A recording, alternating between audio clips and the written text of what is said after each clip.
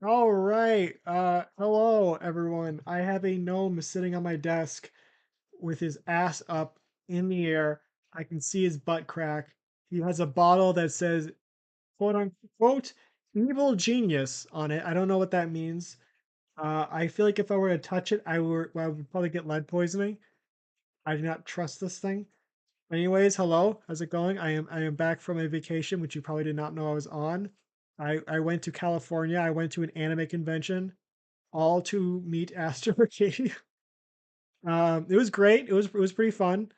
I got a lot of Niji Sanji merch, and all around had a good time. Uh, that's why I drew this little asset thing. I actually bought the hat. I do own this hat, and I did buy a Dakimanker. I'm gonna be honest. I'm not gonna tell you who of, but I did buy one.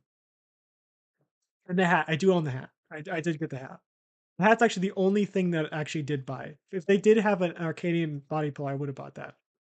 Anyways, we're playing Yu-Gi-Oh today. Master Duel, Duel Monsters. Let me just get this pulled up here. Hold on a second. Hold on a second. I have to minimize out of a lot of stuff here. Hold on. Get out of the way. Uh, there we go. Okay. Okay, there we go. Okay. I have no idea what I'm gonna do today. I've been playing. I was planning on doing the stream yesterday, but some stuff came up. Like, do I have any, I have everything muted on Master Duel because I was like playing it while doing other stuff. Oh, this isn't the first time that's happened. Oh boy, yay, downloading screen. I get to look at cards. Never mind, it's over right away. Yeah, I get a little excited. Oh, I get to look at those cards as they fly. Nope. As I could have just sat there and waited while it happened, but no. Yeah, let's get the music on real quick. Come on. Oh, yeah, by the way, I got new hold on, let me get this up first. There we go. There we go. I finally got around to making a new start and end screen. It didn't take too long. It's just I've been trying like talking about making something like this for a while. It's nothing too special, obviously. But the background there is AI generated. I just typed in like evil cartoon scientist lab simple, and this was like out of all the pictures that I generated, this was like the best one that I got. And there's this. These are both just the same font. It doesn't have the cartoon font. I drew this. Oh yeah, you can't see my mouse, can you? Never mind. We're like pointing at things. There's also the end. I guess I could spoil what the end screen looks like. Who really cares? I made like a credits, but you're gonna see that later. All right, it is time to quote unquote duel. Don't ask me why it's in quotation marks. Where did I get these gems from? What was this? Login account. That's a lame ass sleeve. That's a lame sleeve. It just says World Championship. I'm not going to be in no World Championship. Yeah, even if that is like one of those things in Duel Links where it's like kind of like open, like Kaiba Cup Championship, I'm going to avoid that like the fucking plague. Bro, I could not survive sweat. What's this? Who is this guy? Legendary Magician of Dark. Who the hell is that? Hold on. Wait, cards included in this? There's cards included? Who? Where is this guy? Who is Legendary Magician? Is he a Link monster? Hold on. There's a lot. Holy shit, there's a lot of fucking cards here. It's like every card in the entire game. It's like pretty much every card. Who the fuck is Legendary Magician of Dark? Hold on, let me check. Some of these decks might be new actually. I don't think I played this one on stream ever. Did I make this one off stream? I don't remember. Yeah. Legendary Magician. Okay, cards I don't own. Doesn't exist. So what about Magician of Dark? I think I come up with like 50 billion cards. This is like a card they haven't released yet. Let me go to Google. Hold on. Google Legendary Magician of Dark. It's a real card. It's an Ichis monster. It is, I'm guessing rank 7. Yeah, rank 7. Three level 7 monsters must be Ichis summoned and cannot be special summoned any other ways. This card attacks your opponent directly and reduces their life points to 0. While it has Ichis material attached, that you're it's a card that you cannot use in a duel. It's one of those you win the match cards. Okay, that's why. It's one of those cards where I was reading, I was like, what the hell? If you beat your opponent, you win the game. It's like you win them, as in like usually Yu-Gi-Oh's best out of 3. So the approach means that if you were to win first game with Legendary Magician of Dark by a direct attack, and you'll reduce the life points to 0, there is no other game. You just win, just straight up. You don't get they don't get any other. It's not best 2 out of 3. You just win. That's why it's banned. Pretty sure on like Victory, there's a whole bunch of cards like that, and they're all banned. They're all tournament cards, and they're all like you cannot use this card in Duel because that would be absurd in an actual like competitive format. So we just do best 1 out of 1. Hold on, so it was something I wanted to do. Where was it? Where was it? Where was it? There we go. This might be a bad decision, or like a dumb decision. I have this card. That's good to see. That's good because it kind of requires that. Let's see. What was it called? Let's just say Legacy. Do I have this card? I do. I have 1 copy. What would I get rid of for this card? I guess I could get rid of Burst Rebirth because that card sucks. It doesn't suck. It's just not good. Do I have enough flip monsters to justify? I think I don't. I don't think I do. I could replace some of these guys with crawlers though, and then go with that. If I get some crawlers in here, and then put in this card, maybe Man-Eater Bug instead of this guy. Put in Man-Eater Bug. That could be good. But then again, I wouldn't be able to use this card. There's kind of like a theme of dark here. I guess that's only like an in like deck only. There's not really any reason to play only dark monsters in this deck aside from just I feel they need to be all dark. But if I have crawlers and Man-Eater Bug in this deck, I put in like a crawler engine. I can. Oh, there's a lot of cards. What's the? Can banish this card from your graveyard. Activate. Oh man, there's just a bunch of cards that have man. Man. Come on, man. Man. No, not mean. He probably is mean though. Man-Eater. There we go. Man-Eater Bug is a rare. Fantastic. This guy's level 4. Son of a bitch. Who's level 2? I'd be able to use him with this card. Actually, should I just get a new deck, or do I need to worry about all of this? Can I just get like a new deck for this?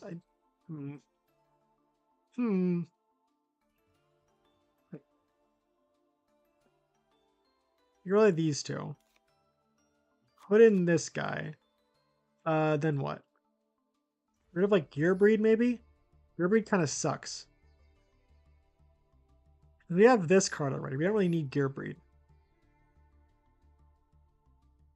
Then we could put in like the crawler. Okay, how much is okay, hold on. First question. What is this? Oh, rare. Cards are rare. Okay, that's good. Crawler's actually kind of budget. What the hell? What the hell? These cards are. This card is a rare in Duel Links, and this card's a normal. But this card's a UR. And this card's an SR. And this card's a UR. They don't have this card. Or this card. Or this card.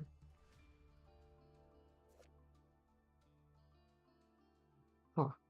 Oh, this is when he takes over the crawler and turns into Crusadia Crawler. Are crawlers like not bad guys in this universe? I think judging by the Judging by the fact that the mech lords control them and the mech lords are revealed to not be bad guys, I think it's canon that the crawlers are also not bad guys. It's my guess, at least. Hey, what about... I could be really stupid and get rid of this card. But that'd be super dumb. I think World Legacy and Shadows is a pretty good card because it's pretty much like if your opponent destroys a flip monster, that monster gets sent to the graveyard. It doesn't get destroyed, it gets sent, which is good. I have enough for Maneater Bug. With that, I have enough to special summon this guy with this card and face on defense position, and then use this card. If I have flip monsters, I could put in Crusadia Crawler. And then get rid of this guy. Because this card, when you have when you summon it to a position of a link monster, you get to add a World Legacy card from your deck to your hand. That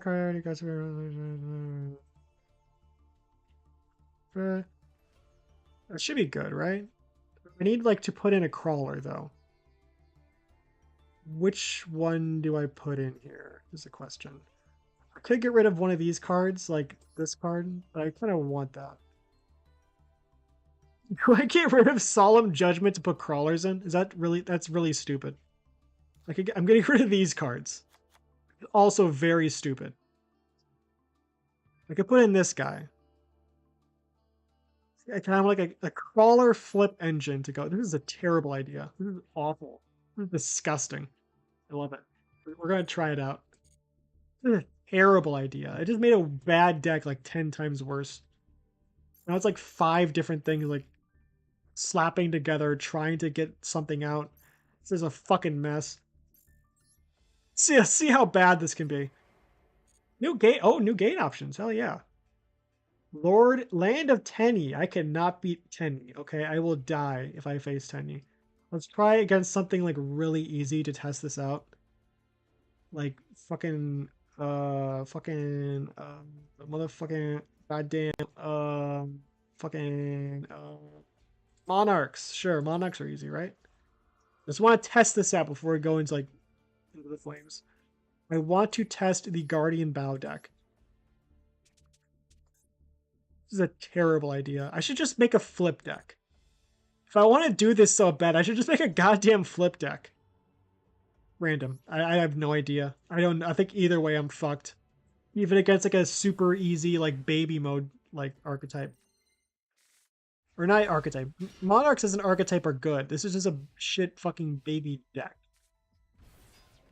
Hey, the Tricky, the guy who I got rid of, coming back for revenge. Alright, I could Pot of Extravagance to draw 2. Special summon this guy by discarding a card. And then set this guy. And set this. Sure, 6. Hope this doesn't bite me in the ass. Adidas. By discarding Bow card, because I could just give up on the Bow strategy. So I kind of want these cards, like this card, this card. This card's really good. This card's pretty good for attack boost, but I probably don't need this actually. I could probably get rid of Mage Power. So my card's gonna be face down, and I want this card just in case I want the Bow strategy later on. So for now, I'm going to set these 2. Special summon this card by discarding Mage Power. Sending Angel. And then I will set Spine.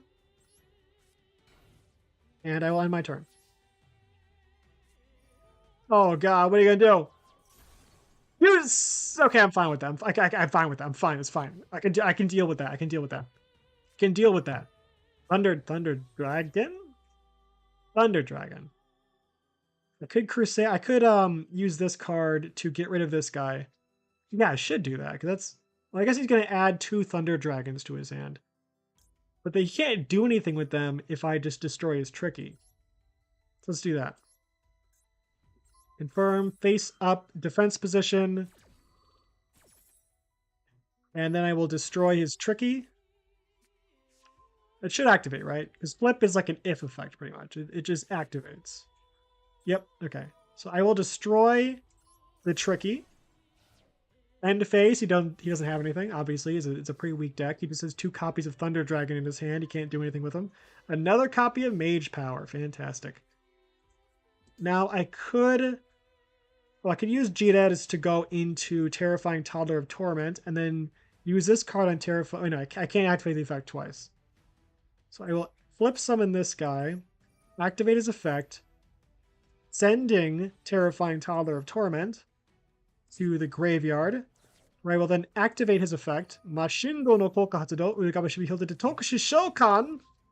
Sore de wa Monster Rinkusho Fan Shinai. I do have some of these cards, that's good. Then I can use this card on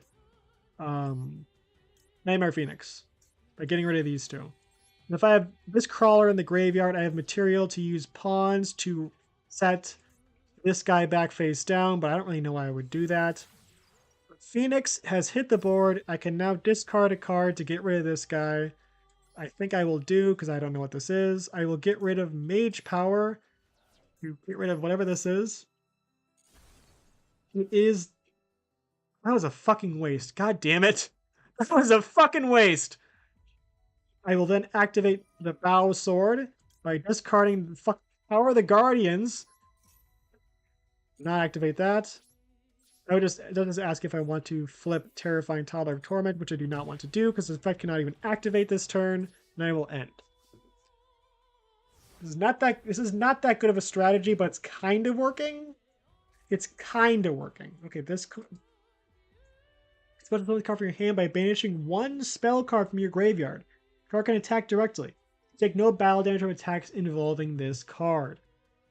I guess I can activate pawns to... because he's not going to attack my monster, so I might as well just get this off while I can. Then Mashindo no Koka Hatsudo. Moichido Mashindo Shibihyoji de Tokushi Shokan. Hai, arowarero. Yomegaere. Mashindo! Ah! Okay, I did. It's fine. The thing about decks like this is I get ample opportunity to test it out because he can't do fucking anything. But then I'm also not really tested here. This isn't really a test of, do I even need to activate this on this card? It's kind of a waste. We'll do it anyways. I will activate pawns on the, Maneater Bug. He's up defense position to destroy this card. Then I will flip summon Terrifying Toddler of Torment. To special summon Terrifying Toddler of Torment by sending it to the graveyard. I will special summon him over here.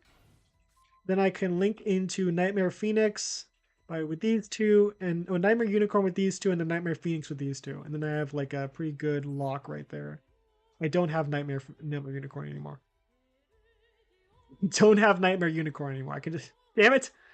I can go into Giga Brilliant. That was a strategy all along. Never mind. This is actually the real strategy. It's always been Giga Brilliant. Giga Brilliant's effect will activate by sending Mashindo to the graveyard to give everyone 300 attack points. And then I think this is not enough. This is not enough to win. If I would have attacked with Maneater Bug, it still would not have been enough. It would have been hilarious if it was enough, but it would not have been. Then I can't even do anything with this guy. Oh, this card sucks. Why do you have this? I could activate this to get Maneater Bug face down again. I think I will. That'd be funny if he attacks into Mashindo. Well, he wouldn't. Now, if I get rid of this card, he has nothing to do at all. And also, I get my Crawler back in the deck. That should be good. Gather Your Mind lets him add Gather Your Mind to your hand, and you can only activate that once per turn. It's not like Toon Table of Contents. This is like Toon Table of Contents. Like, Toon Table of Contents is like what they were afraid this card would be. And that card is just okay. It's not like they're not going to ban Toon Table of Contents. It's fine. I have no reason to activate this, any of these cards. I will just attack directly and win. Could have used Angel to go into another card, but it's fine. That was very easy. I did not go into battle, though. I could have, though. If I would have drawn him, I would have been able to go into him, but I did not. So that was too easy, not even a challenge. Let's try something a little bit harder. This is twice as hard. I don't know. It's going random. I also have a beer. I haven't had a beer in days, so it should be fine. I didn't have one yesterday and I had one the day before that, I'm pretty sure. That should be fine. The hell is this? Beans? Oh, this is the Duel Monsters card. This is the card that was used to defeat Ra. It's like, Yugi, this card is the secret to defeating Ra. We finally cracked it. The secret is Fiend's Sanctuary. You gotta use Fiend's Sanctuary. Like, it was like some super secret card, like some like fucking legendary god card. Like, you need to use Fiend's Sanctuary. It's the only way to defeat Ra. Because it's like Ra would have to attack in a Fiend's Sanctuary and then he would destroy himself. Classic stuff. I could G-Res into Terrifying Toddler of Torment, and I get 2 face stones on the field with no normal summon, which is a good strategy. I will do that. It's not really a good strategy, but it is a strategy, and I get things to happen. Okay, Angel goes to the graveyard. I will set G-Res. And then, Machindo no Kouka Hatsudo. このモンスターを裏側しみ表示で特殊召喚. And then I will set Arsenal Summoner, I think. Or maybe your hand or grave. I think Kindling Angel will set. It's 3 set monsters. That's amazing. Woo! Flip monsters the best. He's gone! Oh shit, Monarchs. Oh shit! Aha! You activated my face down monster. You walked right into my trap. My trap isn't that impressive, but you still walked right into it. Because these guys can't really do much. I could use this guy to go into another Terrifying Toddler of Torment, but that would not really be worth it. Armory Call does not help. I still have a full extra deck, though, so that should be good. I can use Terrifying Toddler of Torment to go into Terrifying Toddler of Torment, and then send this guy to use this to send or to add a card to my hand. I don't know what I'd add, though, is the question. I'll do that, though. Terrifying Toddler of Torment will activate to send Terrifying Toddler of Torment, to special summon Terrifying Toddler of Torment, or Fiend Prodigy. And then I could activate G-Res. G-Res effect will let me add a monster from my deck to my hand. I don't know which one I want, though. I use Angel and then special summon a card, but I don't really have pawns, so I can't like just flip it myself. Actually, I can't. So if I add it to my hand, I have to send Angel to the graveyard. I could just add this guy. Wait, I should get rid of this card. Why do I still have this? Why do I have Old Vindictive Magician? I could get rid of this card and put another Crawler in here. It'd be a lot better. I will add this Crawler's Spine, because that card is like Maneater Bug, but with higher defense. Or I could just normal summon, and then go into like a Link monster. Alright, so probably the best thing to do right now is go into like Unicorn. So I think I will normal summon Arsenal Summoner. And then go into Unicorn and then discard like Spine maybe? So I kind of want Spine in the graveyard for pawns. I will use Nightmare Unicorn.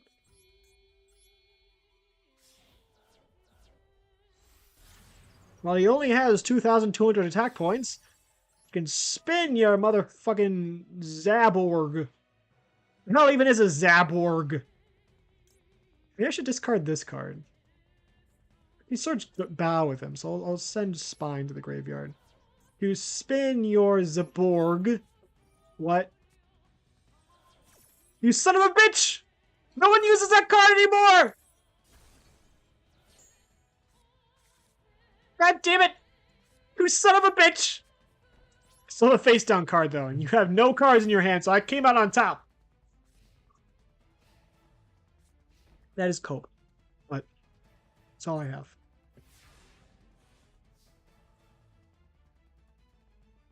I need a glass for this beer. It's like uncivilized just drinking it from the bottle. I could use Terrifying Toddler of Torment, but I have no more Terrifying Toddlers. I wouldn't be able to do anything with them. I would just be sending a card from my deck to the graveyard for no benefit, which doesn't really help. I could use Armor. Actually, I have no reason to use Armor Recall at all. Like, not even as a joke. So I will just end right there. If I had the field spell, I'd be able to set Maneater Bug too, and also have like a deterrent against attacking, but whatever. Why would you ever attack with this card? Ever? Would you like just hoping to have a monster with 0 attack or 0 defense? It's so dumb. Why would you do that? Could Armor Recall in this? Armor Recall would be really good right now, actually. That's Armor Recall. Because then I can use this card from the deck without having to discard. I will equip this guy with it. Put it right here. And activate Mage Power on Bow. That'd be pretty good. That'd be pretty good. Terrifying Toddler of Torment can be activated, but I don't have any reason to do that. Was it level 3? Level 4. Okay, I don't have any reason to do that. So I will set this card. This is good because I get more cards in the field, so Bow gets a higher benefit. Higher benefit, you know what I mean. He has... Oh, boy. Now, please tell me that face down is not a threat. Okay, good. Bow has been activated. We have Bow 3,300 attack points. Okay, I should also put this guy in attack position. I don't know why I didn't do that. It would have been 2,000 extra points of damage. I didn't do that for some reason. I should have done that. Why didn't I do that? End phase. He has nothing. If I get another link monster, then I can search out the field spell with Crawler. Can use Toddler and Maneater Bug to go into like fucking like Code Talker or some shit. No normal summon, which is sad, depressing. Then I will link summon into fucking Code Talker. Fucking Code Talker. The poor man's link too. Go right there. Code Talker is a card that everyone forgets about. It's kind of decent. Just because of the whole you cannot be destroyed by battle or card effects if he's pointing to another monster. That's decent. It's an alright effect. It's not good, it's not great, it's just it works. Could use this card. That only deters him from attacking this card. If I have this card, it helps me for setup down the road, but I think I'll just go with World Legacy and Shadows for now. Which I will activate. And he gains more, so I could set this card and have him gain more, but I don't really need to do that. That was fucking strong. I'm gonna buff this boy as he's huge. What is that? Zoma? What does that do? Inflict damage to your opponent equal to the attack of the monster that destroyed it. I don't give a shit. That's only a threat in Duel Links. This is not Duel Links. See, if I got that much, that would be like half my life points in Duel Links. That's why the card's like a UR in there. Or like a normal in this game. Okay, next step. Replace Grandpa with Crawlers. Yeah, it works a little better, maybe. I feel like it feels like a little more like effective now. I'm probably just hallucinating that. There's no way that's actually true, right? There's no way it's actually just got better randomly, right? Related cards. I could add 2 more Crawlers in here by getting rid of Grandpa. Goodbye, Grandpa. I could put in Axon. These like spell trap removal. This guy sends cards to the graveyard. This card adds cards from graveyard to hand. This is a special summon. This is add to hand. I think destroy spell traps is really the way to go, which would require me to craft one card, which is fine. Have ourselves a crawler deck. Well, big. It's not really a crawler deck. It has 4 crawlers. Kind of like a crawler deck. Hold on. Actually, hold on a second. I need to get a glass for my beer. I'm not a I am too important to drink beer out of a bottle. I need a fancy wine glass. So I will be back in a second. It tastes better when it's drank out of like a tumbler. I will put the BRB screen on. Is that? No, that's not it. Is this it? This is it. There we go. Hold on.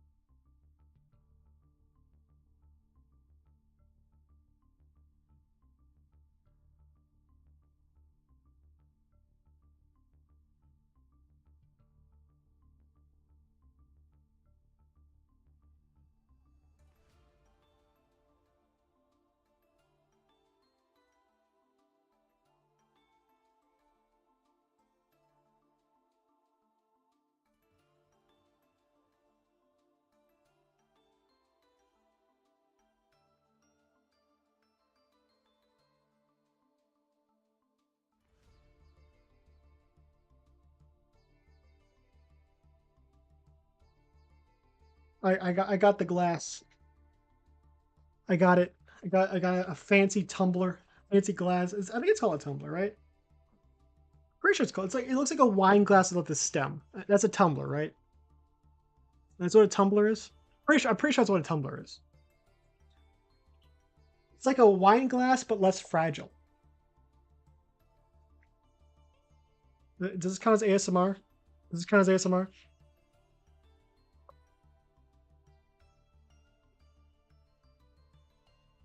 You even hear that? That's the sound of Michelob Ultra. It's light. I like light beers. I don't like getting drunk. I don't like feeling drunk. I like being sober. So I drink light beer. I drink light lagers. I like feeling like I don't like getting headaches. That's all it. If I drink something that's high in alcohol, I just feel sick. It's like, why would I do that? It's fun in that. It just feels like you drink this magic potion to feel sick and gain nothing. I don't do that. No. Let's see. Usually, like a lot of these World Legacy cards have like a specific like is it this card? This must be it. Monsters flip something, you can special summon this card from your hand. It's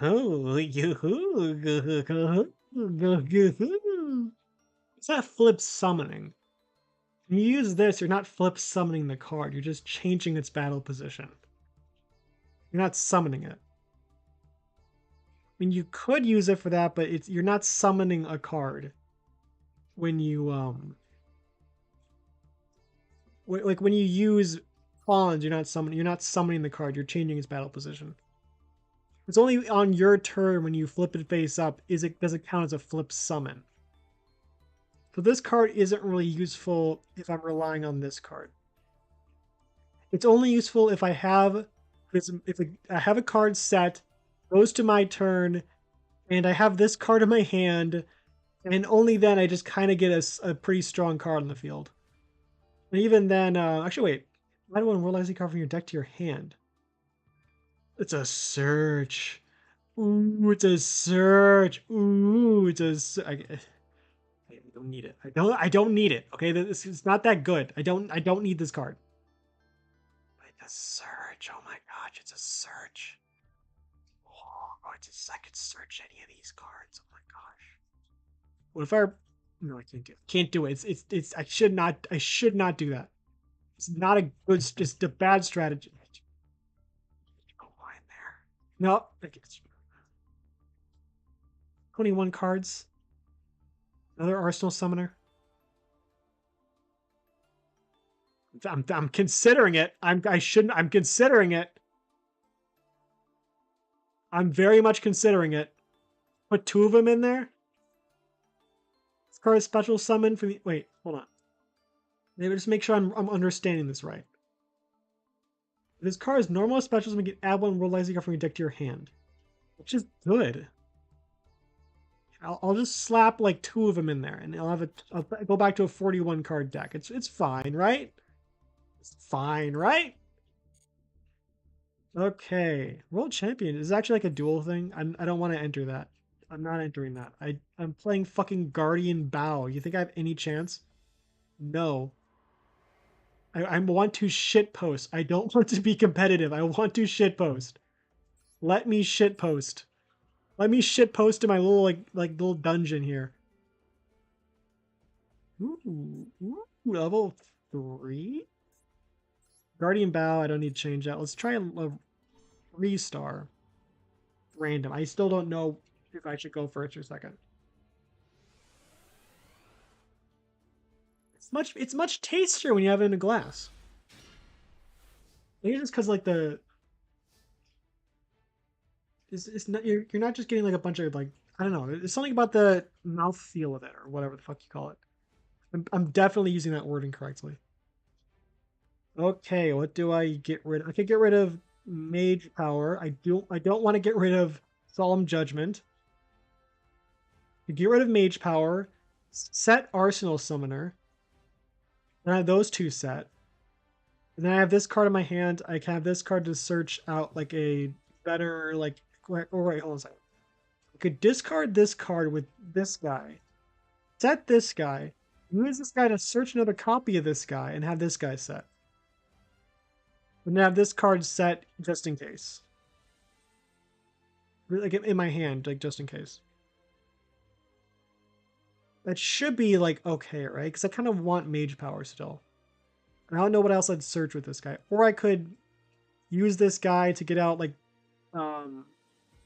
yeah, if I go with this strategy where I discard this card, keep this guy, then I can use that guy to add Power of the Guardians. Or I could still do that anyways. Because instead of searching Bow, I just search out Power of the Guardians, and then I had just like 2 of those cards for like higher attack power. I fucking like her. What am I like her? Oh, I like her. Oh boy. So I will discard Bow. Sorry, Bow. I will send Angel to the graveyard. I will special set Giderus. Then I will set Arsenal Summoner. And then I will set Solemn Judgment. It's all symmetrical. It's beautiful. I will end my turn. I have the sleeves on these cards. Oh, that's the one who negates a spell trap or something. It's not a quick effect, though. Do I want to do this? I don't think I do.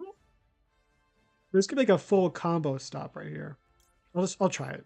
I can retry if it fucks up. I'll just fuck around. But hopefully I won't find out.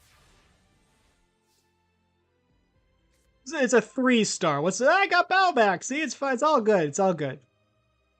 So what do you do? Gidetus. You can use Gidetus to get Mashindo. And I can use Summoner to add Power of the Guardians.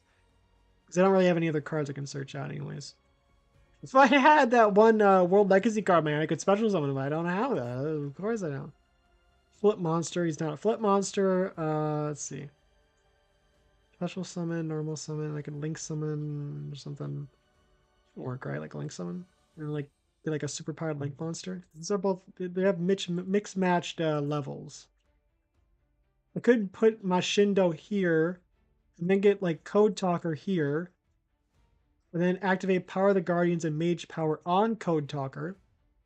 So you'd have like a crap ton of attack points. And then he'd be pointing to Mashindo, so he would not be able to be destroyed by battle or card effects. That could be good. Activate Jirerusu to send Mashindo.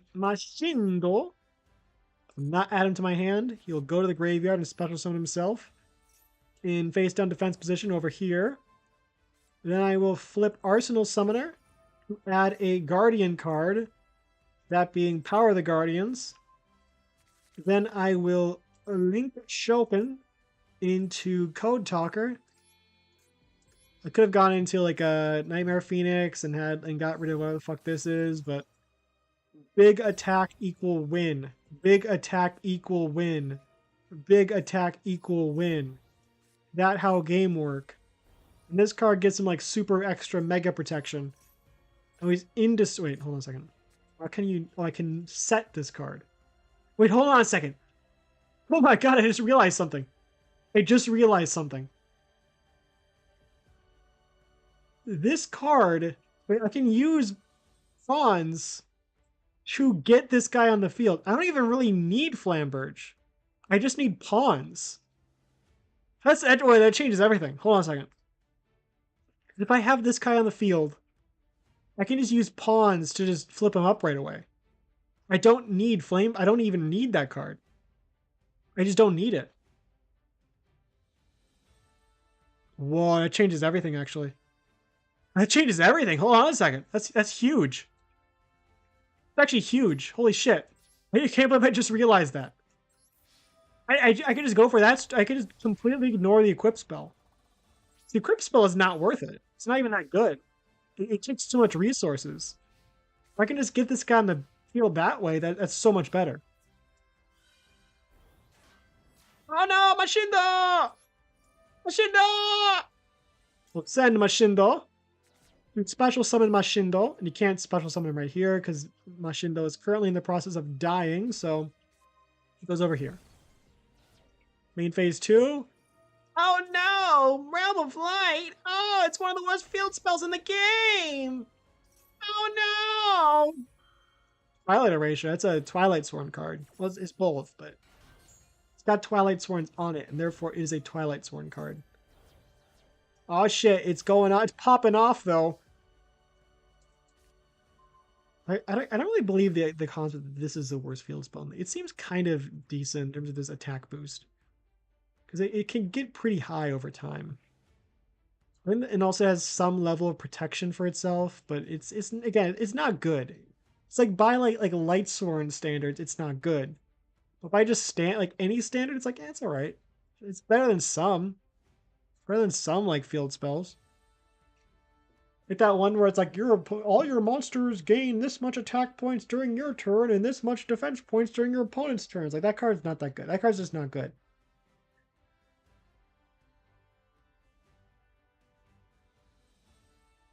Wasn't there one where it's like all rock monsters lose a certain amount of defense? That one's bad. I could G-Dedis into like just special, but I don't really have any reason to special summon this card. I could just set him. Terrifying Toddler of Torment will activate to special summon. Hold on a second. Do I want to go into Terrifying Toddler of Torment? I could go into like set him over here and then go into a Link Summon. Link Summon would be pretty good. I think Link Summon. I will send Mashindo. Special summon Mashindo. Then I will normal summon Jirerusu to special summon Nightmare Phoenix. I'll put him right here. I want to discard Bow, which is sad. I can get rid of this card. Actually, I have no choice now. I think I'll destroy this card, actually. Probably a bigger threat. Let's our monster controls target for attack and send target. Oh yeah, that's a better choice. Okay, the better choice. I will draw a card. I cannot even use this card, but it's fine because Code Talker will obliterate your Twink Knight. That's a Twink Knight. I'm correct. I do a double take to make sure I was not making an incorrect statement. Your furry is... Wait, no, he's in defense position. Never mind. I should have destroyed him. Some bitch. Some bitch. I thought it was his defense points. Some bitch. Wait, you idiot! You know who that was. Why did you go for that? Oh, Phoenix can't be destroyed by battle. Never mind. I will send Angel to the graveyard. I don't have any reason to do that, though. That was a dumb decision. I had no reason to send Angel to the graveyard.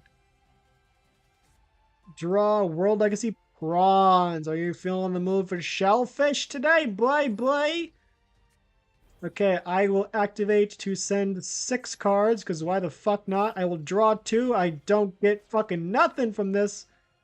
I will set this card over here, and I'll set pawns over here, and I think we're good. We're good, baby. Look at that. Look at how fucking strong Code Talker is. People think he's shit, but look at him. He's got 4,800 attack points. That's a lot. Big number equals win. In this case, it actually probably does. But it's a 3-star, so it doesn't really matter. Let me hit this. Okay, I think I've proven the usefulness of the deck. We move on to a stronger foe. This is not a strong foe. Let's just try the Tenyi. Okay, we have to do some reading, though. I wonder what kind of, if they're actually going to do like Sword Soul Tenyi with this. Or if they're just going to be like straight up like pure Tenyi, like normal monsters.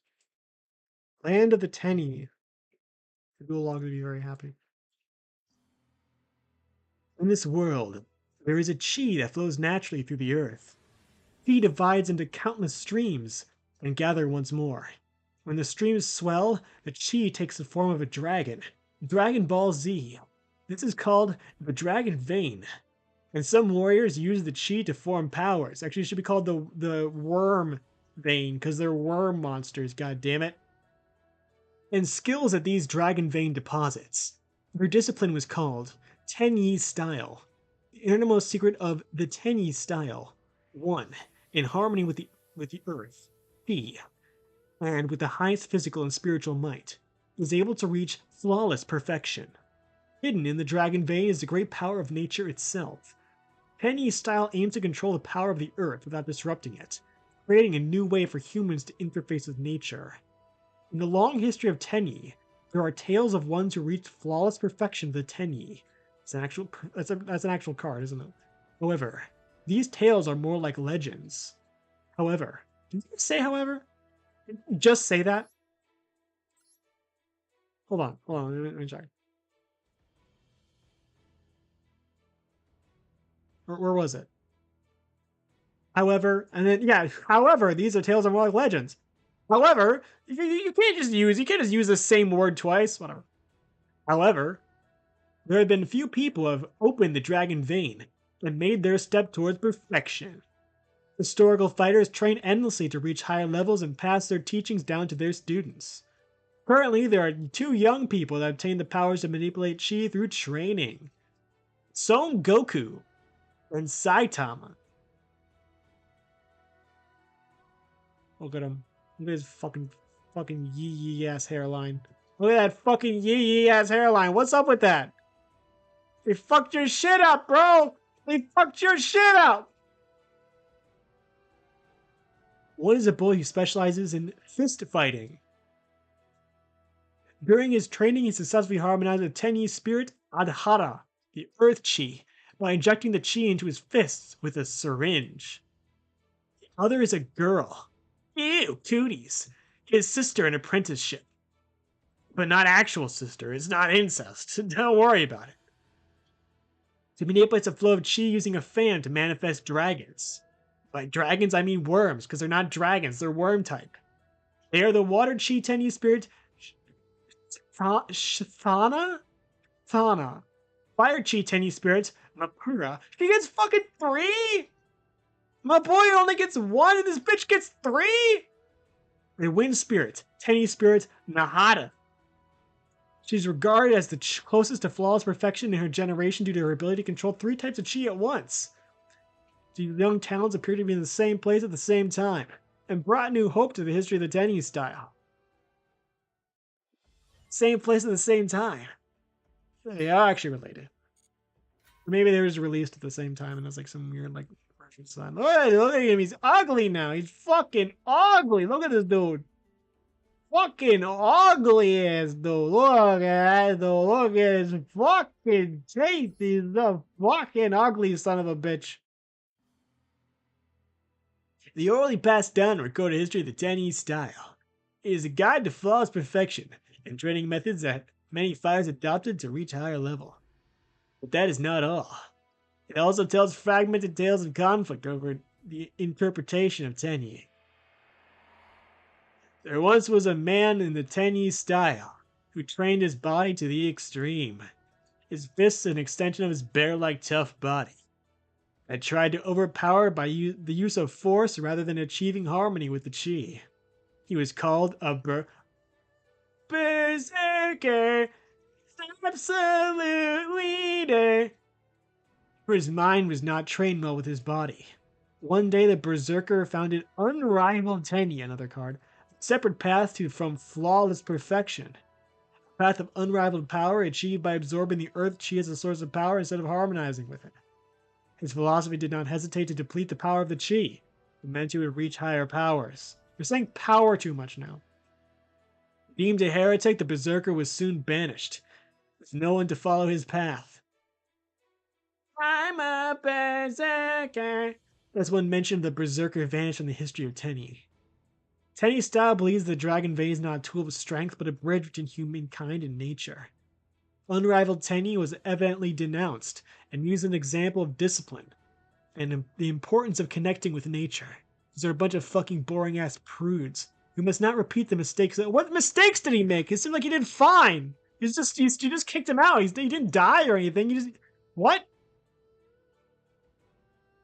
Mistakes made by the berserker. To carry the Tenyi style name was to adopt its philosophy as well. The darkness from the past suddenly returned in front of these children.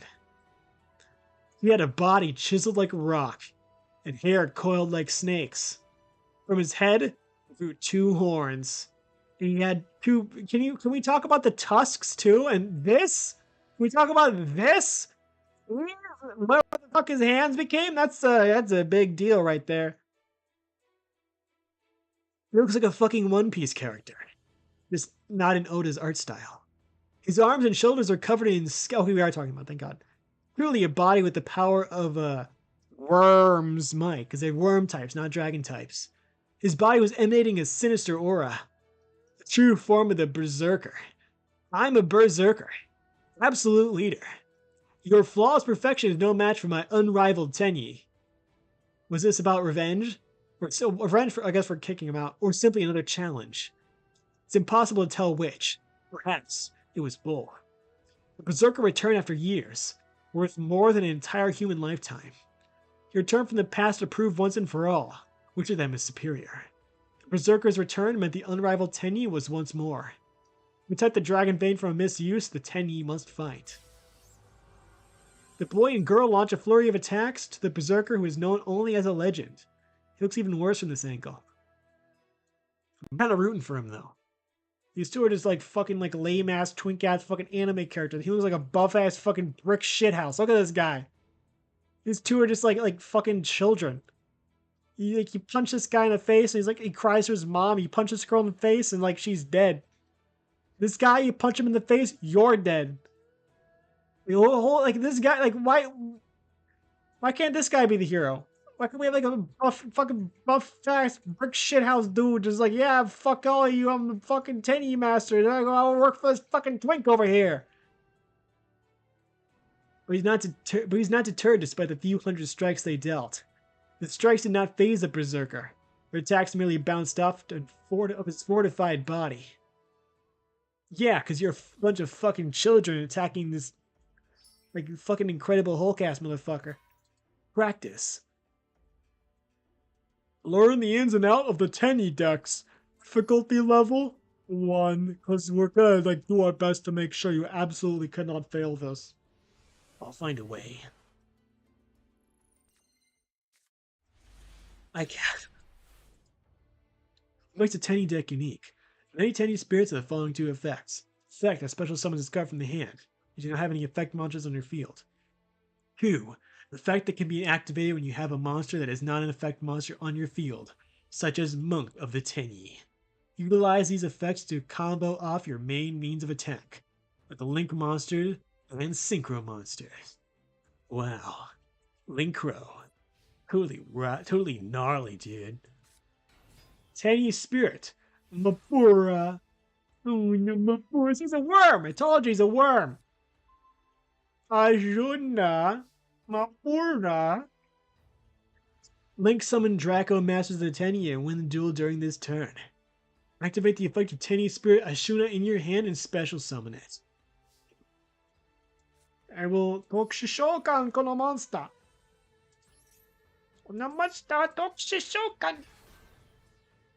Use Tenyi Spirit Ashuna as a link material to link summon Monk of the Tenyi. I will twink summon this monster.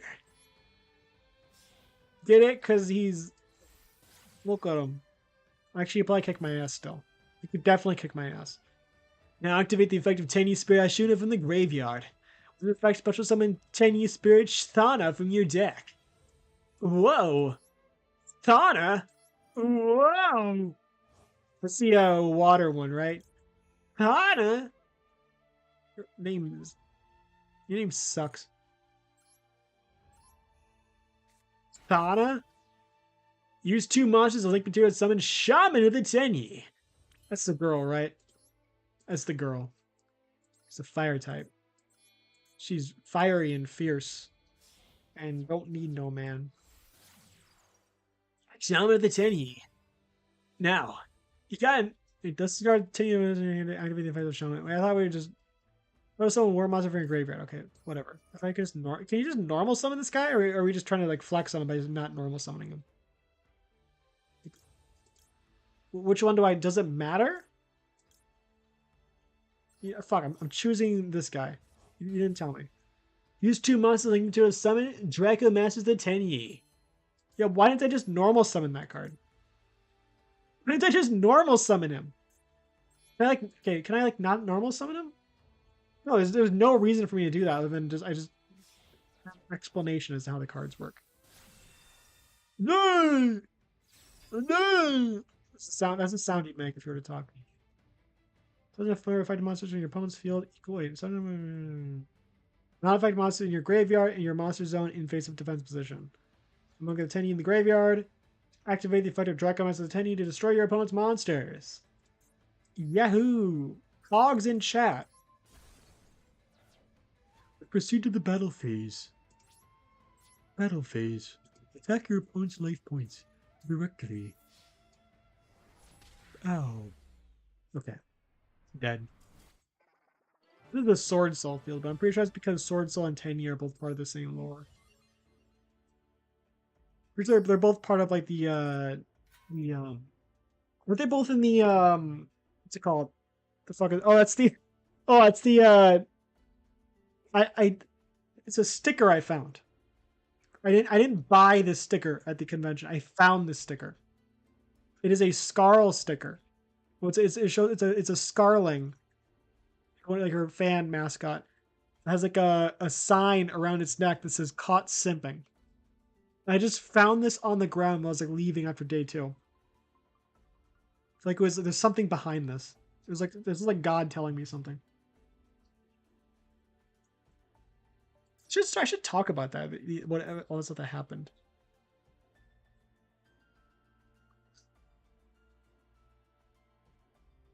I can talk during the duel, right? Yeah, I'll talk about it during the duel. I can talk and duel at the same time. Yeah, sure. Should be able to do that. Also have a glass of water.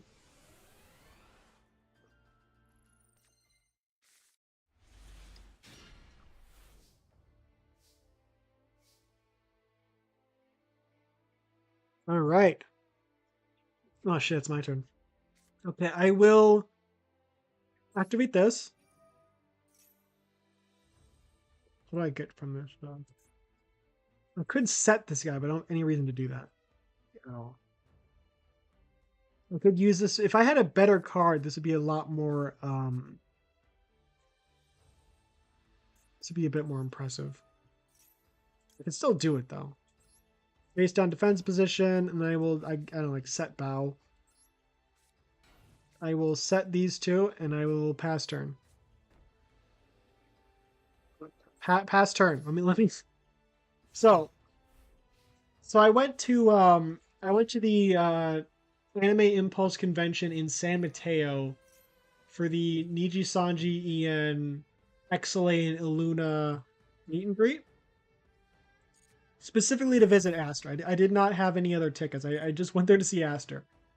I brought some friends along, and I paid for like their tickets and stay and like their hotel, their like their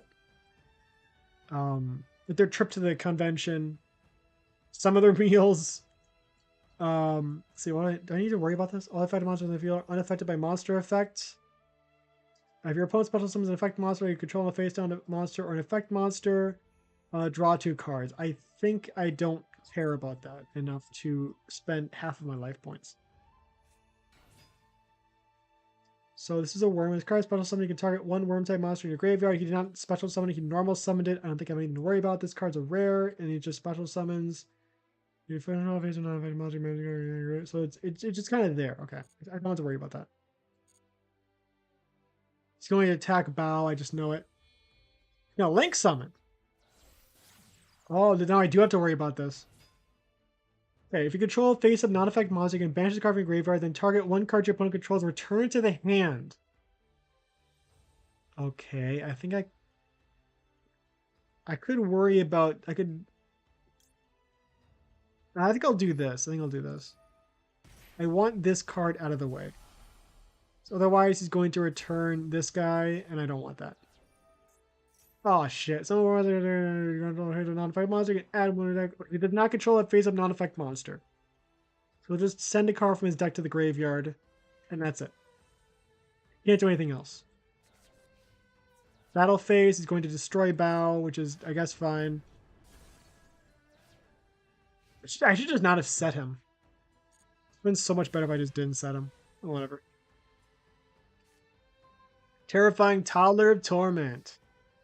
Fantastic. Okay, I will flip summon Spine to destroy this guy. Then I will set Marindo. Then I will activate. Can I just activate Armory Call to like get one of these cards? I could just add Power of the Guardians to him. It could be good. I will equip to this guy. You just get really big attack. He's gonna be a real big boy. He's gonna be a big boy. I can't use his effect anymore. It's fine. He has no reason to destroy this card. And if he attacks Machindo, I just get another Machindo. It's fine. Everything's coming out great. So they have 14 cards in extra now. It's a full extra deck. You fool! He not know what, oh no, he does know how this cards work. Because that guy's like it's a floater right there. They all float down here. Special summon this guy, and that's... Oh, he's gonna Link summon. Oh shit, he's gonna Link summon. Oh fuck! Wait, no. Hold on, what's he doing? No, you could have used the guy in the graveyard to spin my card, right? What are you doing? Oh, but now, wait, what's he doing? You know, he's gonna... Okay, now he's gonna spin my card. Son of a bitch! Son of a bitch! Okay, Maneater Bug, that's good. Maneater Bug, fuck yeah. It's like Hito Eku Mushi or something like that. Hito something Mushi. Okay, I could set these two. With the power of my field spell! I will set Maneater Bug. I've learned from my experience with Duel Links, if you use this to set this guy, they'll kind of know not to attack them. It's like, I don't want my monster to be destroyed. I'll not find monster effectively. Oh, wait, that's bad. I can't get rid of this guy. Shit. This is really bad, actually. So I rely on effect destruction. I specifically need effect destruction. Wait, no, I can get rid of him with Legacy and Shadows. It's fine. So, anyways. So, my card said, said like, okay, if I think a crawler spine, I should be able to do this, right? I should be able to destroy this guy. Like, son of a bitch! Terrifying Tower of Tyrant will activate to special summon Terrifying Tower of I should have just targeted this guy. Terrifying Tower of Tyrant right here. And then I will activate Legacy and Shadows. This is not an effect monster, it's a field spell. You'll link summon again, you son of a bitch. Or he's gonna activate probably one of these guys. Oh, he doesn't have it. He doesn't have that one guy in his graveyard. That's great. Good news. Good news. Power the Guardians. Fuse the gun to Mashindo and then link summon and then defeat this guy. That could work. Yeah, I could flip this guy. Special summon Mashindo. Okay, okay. I think it's coming together. We'll special summon Mashindo. Then I can link summon with these two. And then I could set this guy. That could work. Then I could get rid of this card. Or I could just go into, I could just go like straight into, Nightmare Phoenix. I don't have any reason to do that though. Because I could spin this card, but I don't really gain anything from that. I could destroy this card, and then destroy this card, and he has nothing in his hand. It'd be fine. It could be good. I think I will do... Then I could activate this card. I think I'll do that. Like Nightmare Phoenix, discard Maneater Bug, activate Power of the Guardians, destroy this card, and he has nothing. Seems like a good plan to me. Yeah, I think I'll do that. Does this card have like a floating effect? No, it does not. Okay, good. What effect monster could... Wait, no, hold on a second. No, wait, no, he's gonna draw two. Shit, that's bad. I will discard Maneater Bug. He's gonna draw... Don't draw two, just... Fuck! Son of a bitch! God damn it! It's actually a really big fucking deal. Activate this card. It's really fucking bad. Fucking Pot of Greed ass. How's that a normal? Lose 1,500 attack points. Die. I don't care. You're still gonna... God damn it, that's bullshit! That is bullshit. Fuck you. It loses attack? It is permanent? Fucking permanent? Okay, it's not permanent. Okay, thank God. Cool, 2,000. Yippee. What? Okay. Why though? You can't even get over this guy with a 2,000 because this card. Oh, he's gonna link summon again. Did this bitch? I don't even know what she does.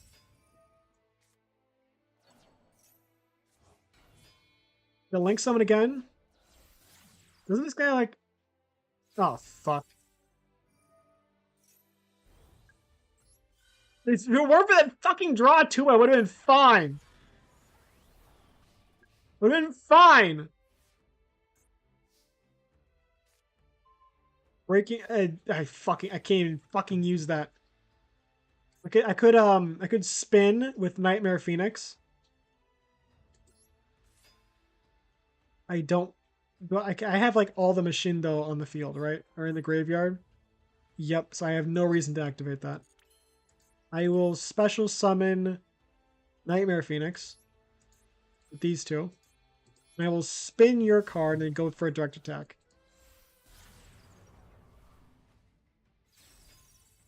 I will activate by just discarding this card. You've got to be shitting me. You've got to be fucking shitting me. God damn it. Oh, fuck you, man. We're retrying. I can do this, I swear to God.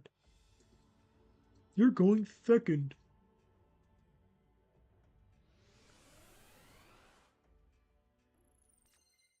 I was gonna say, like, I hate that they give you they just jump right in. Like, you're going second every time. I feel like I'd be more pissed if they gave you, like, the fake pretense of it being an actual coin toss and then gave you second every single time. That would suck. I think they should just let you pick. Like they let you pick for most of the times. Is it like first clear you cannot pick and they only give you second every single time? They give you whatever puts you at the highest disadvantage. Like they know like this deck does best going first, so they always put you second in that case.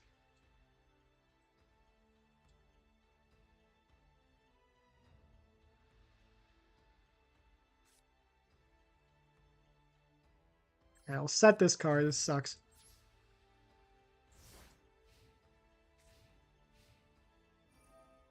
The thing I've noticed about shitpost decks, and it's really just decks in general, they're always full combo when against like a fucking nothing shit deck. When you go against a deck that has any sort of mild amount of competence, they brick every single fucking time. When you don't need them to do anything interesting or spectacular, they will go full combo. They'll go like balls to the walls. They'll just do everything. But then the moment you have a deck that's even mildly competent, they can't do shit. They can't do fucking anything. If I got as lucky as I did with that one like fucking like Lightsworn and like Monarch deck, with this I'd be doing fucking great. Look at this bullshit! Look at this bullshit! It's like a fucking OTK, holy shit! Where's my field spell? Where's my continuous trap? Where's any of it? What is this?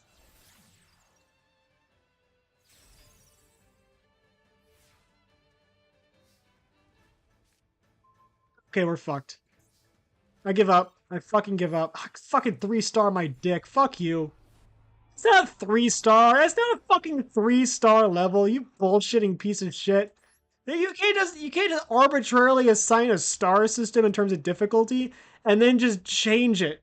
You can't just fucking power scale your fucking rating. 3-star, like again, the earlier things means fucking weak as shit, nothing. 3 stars later on means you're gonna die. If you have anything aside from like a competent deck. If I could put a shitpost deck in a 3-star and the earlier things and do fine. Put a shitpost deck against 3-star later on, you're fucked. Why is that? Why did 3-star become a bigger deal? It should just be consistently like whatever it means. Like a 4-star was nothing.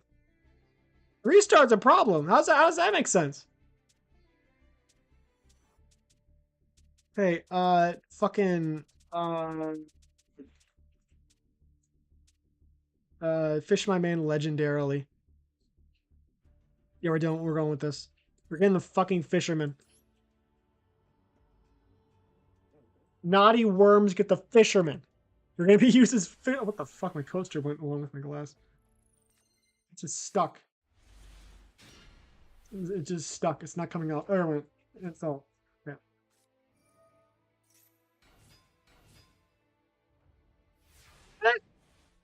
Not a deck that can kind of do things. They're not full combo first turn. Crazy how that happens. Crazy how they only go full combo when my deck sucks. I have like a actually kind of decent hand right here. I can go into like Legendary Fisherman, like right now, or I can go into this card. What's the deal? Why couldn't I have gotten a hand like that before? I always forget this effect is. He's on the field and playing on control one face of non-water monster. Your player controls 2, send some to the graveyard. Add 1 card from your deck to your hand, 1 Umi or 1 Coyote Shin spell trap, 1 Seasell spell trap. I think I want this guy first. I will activate to add.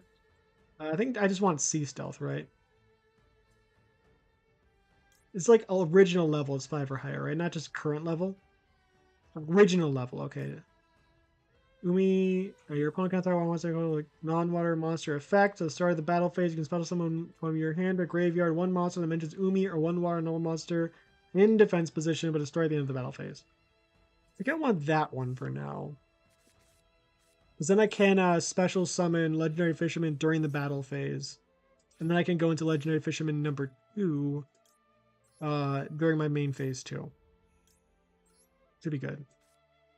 Defense position, that's fine. Defense position is fine. I will attack with my Kaioshin. Main phase 2. You fucking bastard. You didn't. Fuck you! What's the point of special summoning if it gets destroyed at the end of the battle phase? What's the point? What do I gain from that? What's he gonna do in defense position? You fucking bitch. Fuck you, man. That's bullshit. I'm pissed about that. That's stupid. What's the point of that? What do you gain from summoning a card in defense position during the battle phase if you can't do anything with it and then having it get destroyed immediately? So like for cards that get effects upon destruction, like why does what's the point of that effect? So anyways, back to the vacation story. Let's see. Um they had drinks there. They had four different type. Well, they had like a different types of drinks, or at least like 7 or 8, I think, because they had like a K-pop fest with their like their own drinks.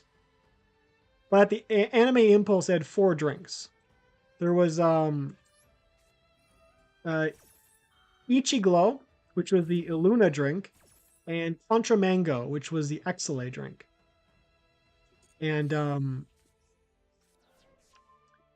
I got Ichiglow because I was there for Astro Arcadia, who's Illuna. And what does this affect? Oh, it's just asking me if I want to banish one of my cards. Okay, I can actually, but if I do that, then it protects my my spell traps. I don't really need this guy on the field. So I think I'll do that. I'll just banish this guy to protect my spell traps. So I got it, and it was good. It's pretty tasty. The thing is, it was filled at the bottom. You can really tell it's from the pictures, but it's filled with heart-shaped gummy candies. I don't know what I think the XLA one had like star-shaped candies. So I think my friends got like all the other ones. They got the 4-pack, and they had all the. I only had the Ichiglow one. They paid for the drinks. And I think they said it was like star candies in the XLA one.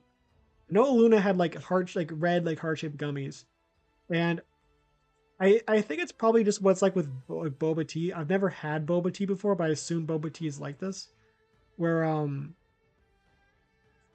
just normal something. Okay, I'll just activate those. So I don't really have any experience with like drinking around boba tea. So pretty much every time I went to take a sip from this drink, I would just get like a gummy candy like launched into my throat. I would always forget that there was gummy candies in there, and I would just like it would come right up through the straw, full force, and it caught me off guard every single time. Every single time was caught off guard by it.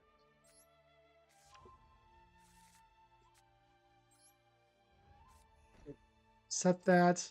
This deck's a lot less threatening than it was even mildly competent deck. So also there was they got these little like a cup holder things like little cardboard things like wrap around the cups. I don't even know what they're called. There's probably a name for it. I just can't think of it right now.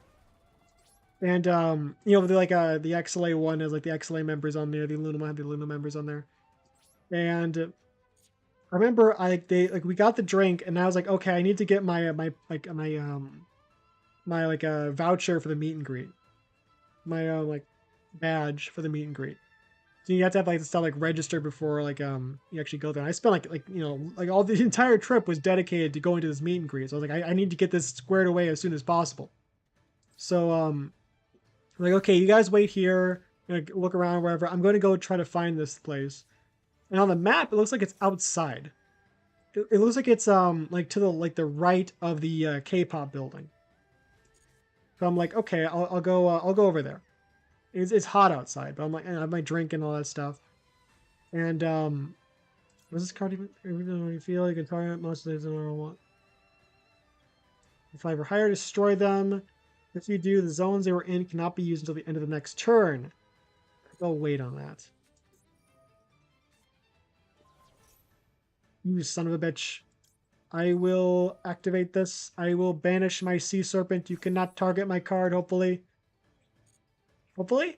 Hopefully. Hopefully? Damn it! Didn't work! Fuck!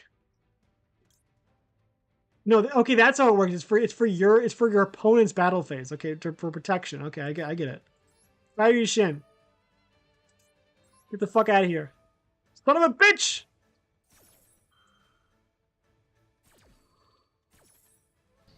Negated. If I had the nerd emoji, I'd pull it up right now. I'd pull it up, point at it, and say, "This is what you look like." Get fucked. Don't you dare do some bullshit. Okay, so as I was saying, I was like wandering around, trying to find like a booth. So just say like, oh, there's a booth at like the end of like this place next to the K-pop building. So that's what it looks like on the map. So I'm looking around outside, wandering all around this building, trying to find where the booth is, and I can't find it. I'm like pissed. It's like hot out. I'm just like fumbling around like one hand trying to get this like coaster thing on the bottle so I can like take a picture of it and post it on Twitter, which I did. Like outside trying to follow this and getting it on, and I take a picture. I'm back to going being lost. I have no idea where this booth is. So I'm wandering around looking for this thing. I'll add another Fury to my hand. And like I text my friends, I'm like, I have no fucking clue where this thing is. I have no idea where this thing is at all. And they're like, and they send me a map. And it's pretty much the same map I already have. And they say, is this helpful? I'm like, I noticed it says main stage. I'm like, oh, there's that food area. They have like a concert stage there. It must be there. So I didn't go too far in the food area because there's no way this Niji Sanji booth is back there. So I'm like, oh, it must be back there. And they're like, okay, I'll lead you to where I think it is. I'm like, okay. And so I start like following my friends, and she like goes into the K-pop building. It's not in here. If you look at the map, it says it's next to the building. I'm not saying that, of course. I just like, hey, why are we going in here? Sure, shit. The booth was in the building. I still don't understand how somehow that was understandable. To me, I would not have guessed that at all. I would not have guessed that the booth was in the building when on the picture it looked like it was next to the building. So I get the thing squared away. I get my like tag, which I still have. It's somewhere around here. Come on, win. This deck's nothing. I should be able to beat it. I did. So, wait, it's over. Yeah, it's over here. It's right over here. Astro Arcadia voted cutest votist. Astro Arcadia voted cutest sneeze. Luna X Anime Impulse. Hello, my name is, and then it says Astro Arcadia, and then like my time and all that stuff. And so we walked around like I bought a bunch of stuff. I bought the first things I bought were it was surreal in a good way seeing like YouTuber stuff at a convention because you don't really see that stuff like any other like circumstance. Even like solo live stuff, you don't really see it at conventions that much. At least I haven't been to an anime convention in a while. They might have it at those, but it was my first time seeing VTuber merch like in person like that. It was really cool. So I got like, of course, the first thing I bought was an Astro Arcadia pin and an Uki Violetta sticker from the same place. And then I bought the Petra Gurin hat, which you see me wearing right now. Pretty sure you see. Yeah, I'm wearing it right. This is what the hat looks like. It's a bucket hat. And I wore this from that point on. I did like a few like rounds around the place because before I like bought any like the hat and the body pillow. Body pillow is just funny. I don't judge. Okay, judge. It's funny. Because I wanted to make sure I was like, okay, if I can get like if I want to see what this selection is before I spend money on stuff. Then I came back and bought it. I also bought like an art book. I think that was on day 2 that I bought the art book. But mainly I bought the like stickers and like the hat and the body pillow. And the cool one of the coolest things I bought, a pickle stuffed animal. Like for like Alira Pandora's like pet dragon. I had a plush of it. I had plushes of like Pentamo. They had it was like an Aloe Peep plush like in development that they didn't have for sale. They had like a Komodachi. I think they had Ember. I think they had an Ember plush too. They had like a rosebud, so they had like like Obsidia to Obsidia to Lazuli and Obsidia like mascots. And I like the pickle one the most, just because I like how pickle look. I'm a pickle fan, and I was like, and I asked like, how much does it cost? I'm expecting like the lady at the booth to say it's like $200. That's like $150, and she says it's like, oh, like how much does it cost? Like $30. I'm like, $30? Yeah. And I think at some point she might have thought that I was saying it like $30. You're crazy. That's too much money. I was like, $30. It's a crazy deal. Holy crap. And I just like say that like, right away. Because I was hoping I didn't get the impression of like $30 is fucking highway robbery. No, I was like, that's an amazing deal. I'm buying that right away. I'm so glad. It's a nice plush. It's really good. It's a very high quality plush. That's an amazing price for one of those things. It's an astounding price for something like that. Like mind-boggling that it would cost that much. Because I feel like if that was an official product, if that was like an official Niji Sanji merch, it would be like $100 base price, and it would be only available in Japan. So you have to pay like like $100 at least for shipping. You're gonna pay probably like at least $200 to get that, I'd assume, something like that. If it was like official Niji Sanji merch, you'd probably be paying like $200 if you live in America. So to pay like $30 for something like that is insane. It's crazy. Even like the like a keychain, especially if you're living in America, like probably even Europe too. I bet they have similar prices. If you're living in there, like you're probably gonna be paying like $70 for like a keychain, most of which being like shipping and handling. The actual thing probably costs like $5. But if you live in America, you're probably gonna pay like $70 for like a keychain. So actually go somewhere and pay like five, like like a regular amount of money for like a keychain. It's very cool. So we bought like a bunch of stuff. We didn't get lunch there though, because they're really weird about like food. People I was with, they eat like one meal per day, and they think it's normal. I guess it's like one thing was like the money, but it's like it's weird like going on a vacation. Like I don't know. Like I'm like I'm a 3 meal per day person. I don't skip meals unless I gotta wake up too late for breakfast. I don't skip meals typically. Even if like it costs like a bit of money, I don't skip meals. Like I'll just try to find something that's cheaper. Like budget it out that way. Like because it's just not healthy to just skip meals like that. That's probably why I'm in better shape and saying just bragging a little bit, but I'm in a little better shape than there. So I think that has something to do with it. Like, consistent meals, 3 meals a day. Exercise too, but meals don't, like consistent eating so you don't binge later on. I don't really snack much. It doesn't help. It doesn't hurt. It doesn't it doesn't help. It doesn't hurt. Let's see, I can unlock this. I could do some of these. Let's try that. So yeah, they had all these like cool food stands, but no one wanted to eat, so we didn't eat. They had a corn dog stand. Now I don't remember what most of them were called. I remember one of them distinctly though. There was a corn dog that was called BBC. And it's exactly what you think it would be. It's exactly think about like, haha, that's funny because I think it sounds like this. That is the joke. That was the actual joke. There's like no like making stuff up. That's why it was called that.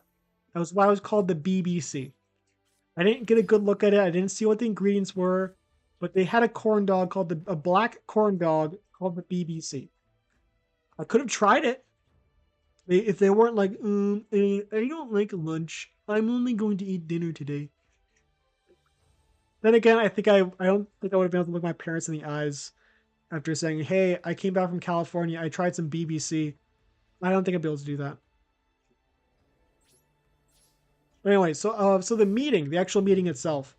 So mine was set for five. It said lineup 5:30. Oh, lineup 5:15. Meet 5:30.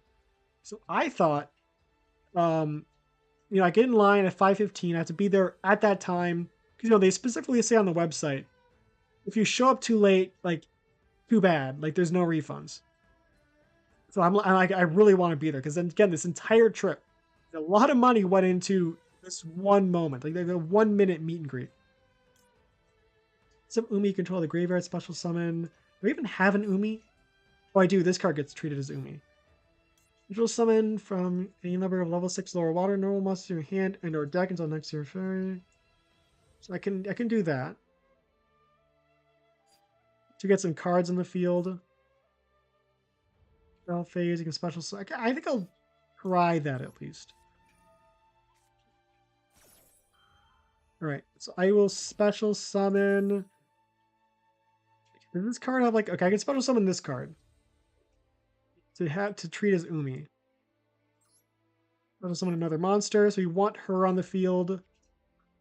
I could special summon this guy.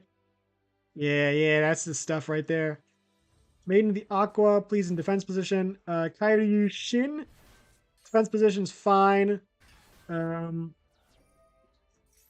So anyway, so it said line up at 5:15. So I try to be there. Like I'm there like a few minutes early, but I try to be in line at like 5:15 on the dot because I don't know if they're gonna kick me out if I'm there at like 5:14 or 5:16. They're gonna be pissed. I one level 7 one monster from your deck. Okay. I can do that. I should add this guy to my hand. Actually, no. I should use this guy to add Legendary Ocean to my hand. So I can normal summon this guy, special summon this guy. I will Tokushishokan, the 7-colored fish. Then I will Hatsudo this monster's Koka to add Densetsuna Umi to my hand. I don't actually know how to say Ocean. I'm pretty sure it's just Umi. Then I will normal summon, special summon. Tokushishokan. Alright. Attack position. What's his effect? Special summons card, you can banish all monsters your opponent controls. This card cannot attack this turn. Fuck yes. Oh boy, look at this.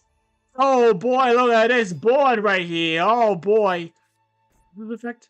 Spirit can turn as many of your opponent's banished cards as possible to the graveyard. Do first battle effect damage your opponent takes this turn becomes doubled. Yes. I love you, Legendary Fisherman number 3. Oh, 11-colored fish. 4,000 points of damage, baby. Holy shit. I fucking love Umi so much. So, I try to show up in line at 5:15 on the dot. And, I wait. There's a whole bunch of people around. It's there's like 2 sections. There's the, on like the, closest to the entrance, there's like 3 booths set up. Like Aya Amare, Scarl, and Maria Marionette. And then there's a small gap, kind of like a gap, and there's the 3 sections of the boy. There's Astro Arcadia, Kilkaneko, and then Renzoto at the far end. There's a bunch of Renzoto cosplayers. There's a lot of Illuna cosplayers there, but there's a lot of Kilkaneko and Renzoto cosplayers. They all have the cool horns. Probably because the Rens stand out with their horns. And so there's a lot of people in line. So people get out of one line and then move into the other one to meet someone else. I'm only there for Aster. It's not to say I think all of Illuna's great. Only there to meet Aster. So I'm waiting in line, and I find everyone people are talking, but I'm too nervous to talk to people. There's that one legendary like person, a legendary I have her name somewhere. But the guy who was in the Kyo costume with the alien. It looks like Kyo is being carried by like an alien. That person who went into the Kyo to talk to Kyo and did like a violin solo. I was there. I got to like I didn't see it necessarily. You know, they're in the booth. You kind of see their like silhouette. I was there. I was there when that happened. I'm glad I got to witness that. And so like 5:30 comes around, and the person in front of me is like still in there. I'm like freaking out. I'm like panicking. I'm like, holy shit. Oh my god. Oh my god. Oh fuck. Oh fuck. It's 5:30. Oh, it's 5:31. They're still in there. Fuck. Did I just miss my time? Shit. It says 5:30. It says it's 5:30 on the card. Oh my god. If I'm not in at 5:30, oh my god, they're gonna take it away. I'm not gonna go there. Oh my god. Oh my god. No, no, no. See, I'm freaking out. I am, as they say, freaking it. So, and the staff member is in the booth. I am panicking because I think I spent like almost like $2,000 on this trip. If I don't get to like even like meet him, I'm gonna be like so upset. If I like miss him out like out on like a technicality, I'm going to be so upset. So I'm like I wait for the person to leave, and the staff person's still in there. So I'm like, okay, it's like $2,000. I don't really care if like I want to make sure I'm doing this right.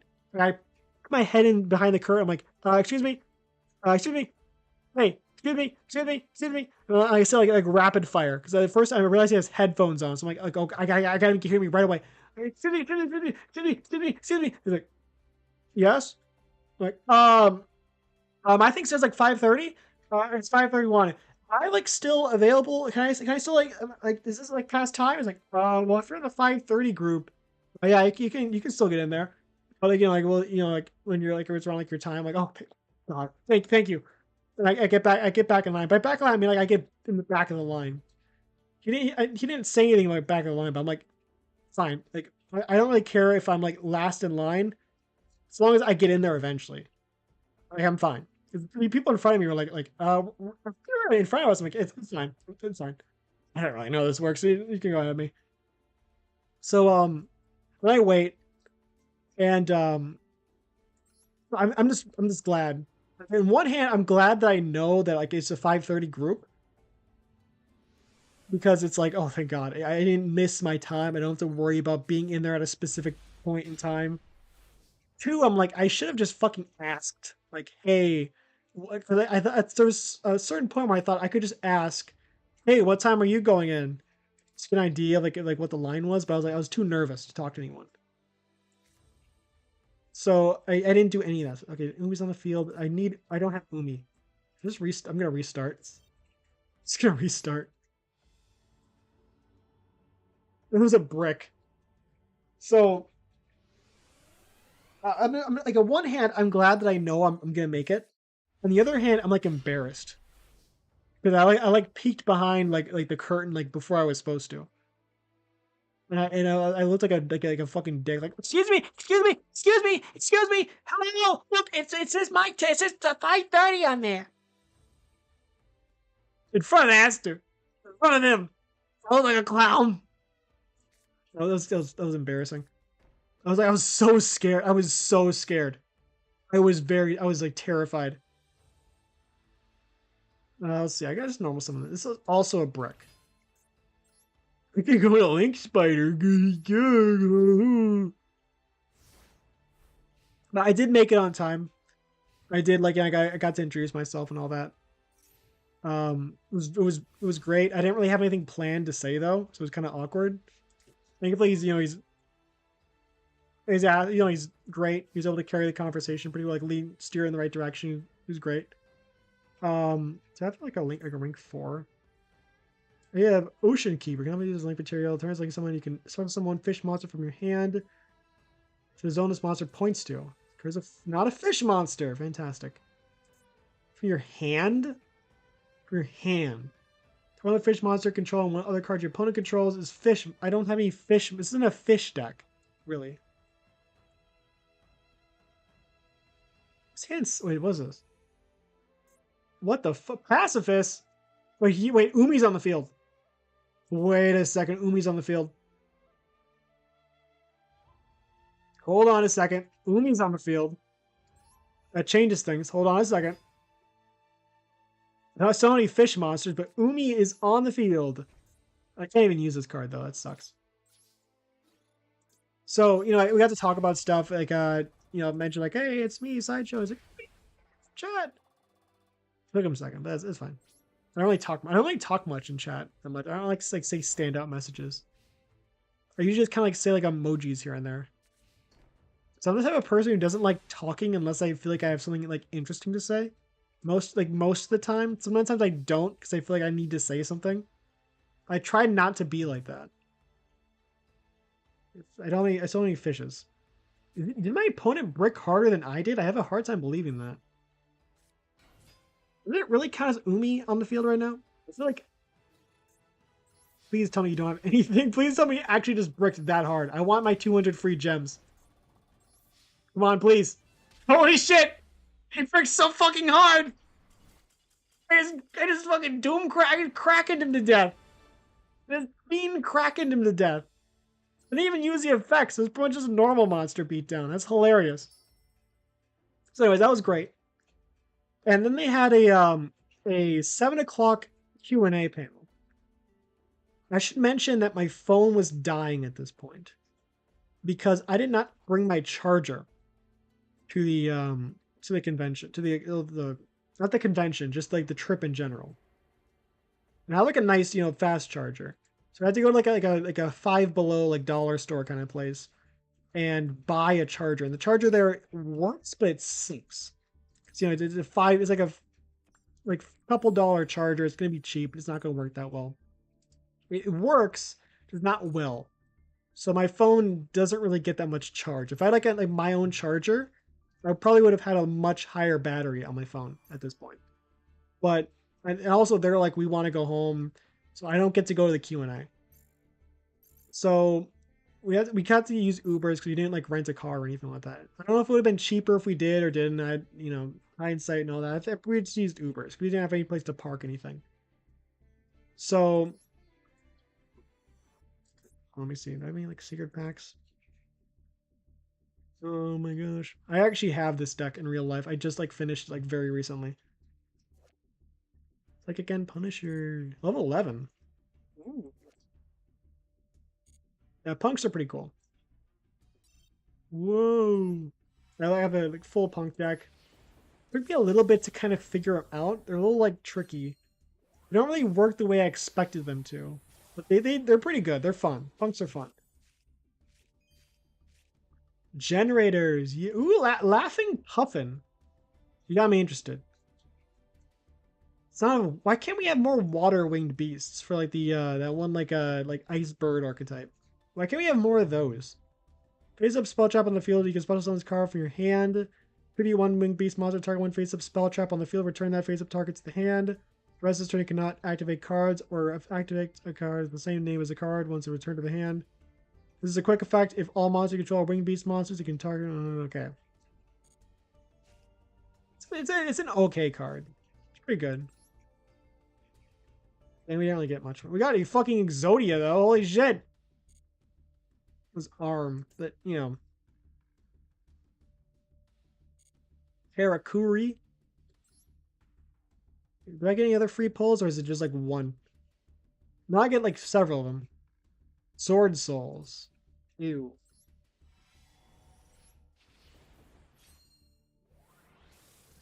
So, thing is, they can't bring Ubers into the convention area for some reason. Like into the parking area, they can't bring Uber. Like what time? Like 2 times we went there, like Saturday and Sunday. They had to drop us off like kind of outside of the convention area because they couldn't go in there. So, sort of. So we also kind of like assumed, rightfully so, that They also can't you can't call an Uber into there. At least we assumed as much. And so we like it says like meet at this street. So we go out there, we go out to the street it says, and there's no one there. Like we can't find the street, like the thing moves and oh well, it's SR material, yippee. Why am I fuck am I doing this voice? Why do I keep doing this voice? Annoying. Accessory protectors, punk, damn drag and drive. All right, so we go to this like we go to several spots and it changes. We can't find it. We keep moving around. We find this one spot, and the car says it shows up. And I think we think we see a car like it's like one of like things where like high like sidewalk, street, like middle area, street, sidewalk. We see like a car go by like, on the other side. And at some point, then my phone dies before I can like cancel the ride because they're trying to like relocate and find us. And so we have to cancel it. And like the moment it cancels, my phone dies. So we can't order an Uber because they don't, like apparently they don't have any money. So they tell me. So we had to walk all the way back to our hotel. It was like after the first night. It was like it was like a mile and a half long walk, which isn't that bad. Like after you spent like 5 or so hours or something like walking around a convention, you don't really want to spend like more time like another like half an hour like walking through like the sunny like streets of like San Mateo trying to get back to your hotel, you just kind of want to you want to get in a car and like lay down. So that was a Saturday. And then Sunday we go back again. Sunday was also fun. But that's when I got I got a Raid Raptors. What's the guy's name called? The character's name.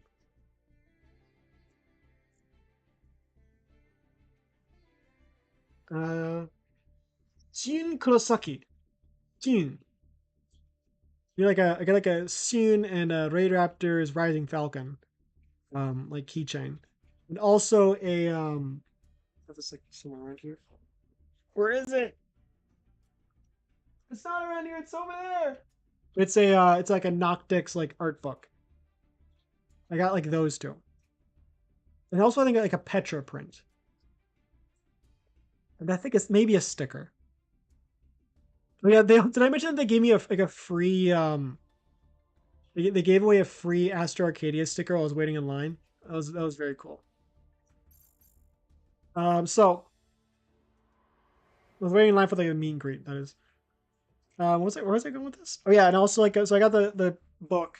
It's very cool, very much like that. But one of my friends was like, I need to find this one like Nier Automata key pin that I found last time. So pretty much the entire time we were there, which is only like a few hours, we had to like check out of the hotel like pretty early. Um, was spent looking around for this pin. And it's like, oh, it has 9S on 2B, and she didn't even tell me who 9S is. I'm looking around. I don't even know who 9S is, but I'm trying to find like a 9S pin. And eventually like time comes to check out, we just leave. Approach most of the time on Sunday was spent looking or looking around trying to find a pin for like I was doing it for someone else. So and then we actually got the Uber to go back last time, like the other time. Apparently they could have brought it into the place, but like instead oh you can deliver like around the San Mateo Convention Center. I'm like, oh boy, let's go. Let's like it says like meet at a specific location. I'm like, okay, let's go over there. And we go over there, and they're like, I don't think they can come in here. I'm like, what do you mean they can't come in here? It says it says right there, car can come to this area. And, it says like meet this area.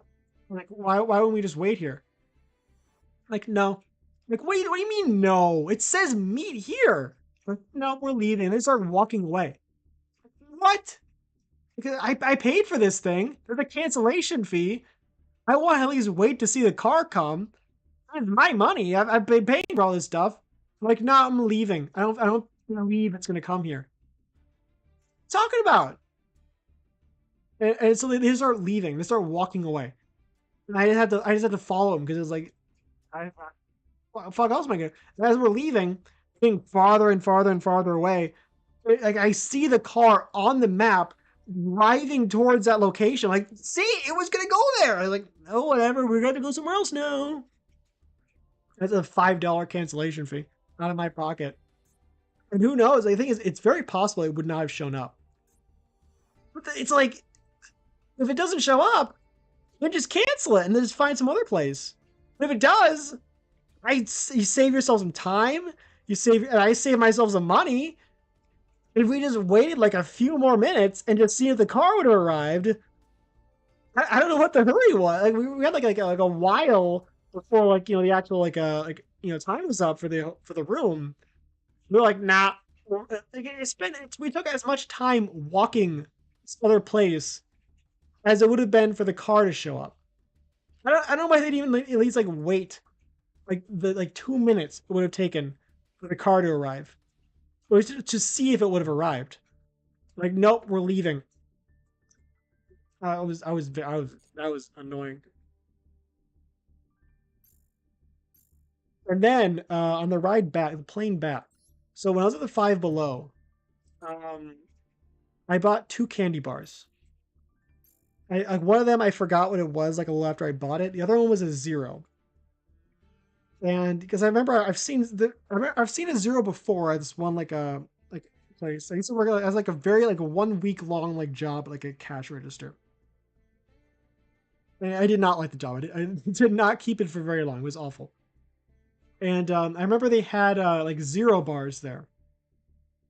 And the one thing I remembered about them was the fact that there's 2 bars per package. But the nutrition facts say per 1/3 of package, it's like 19 grams of sugar. Because it's one of those things where you look at it and you think 19 grams, that's amazing. If you really don't understand a read nutrition fact, you're gonna think the entire package is 19 grams of sugar. If you have if you kind of like slightly glance at it, you know what you're looking for.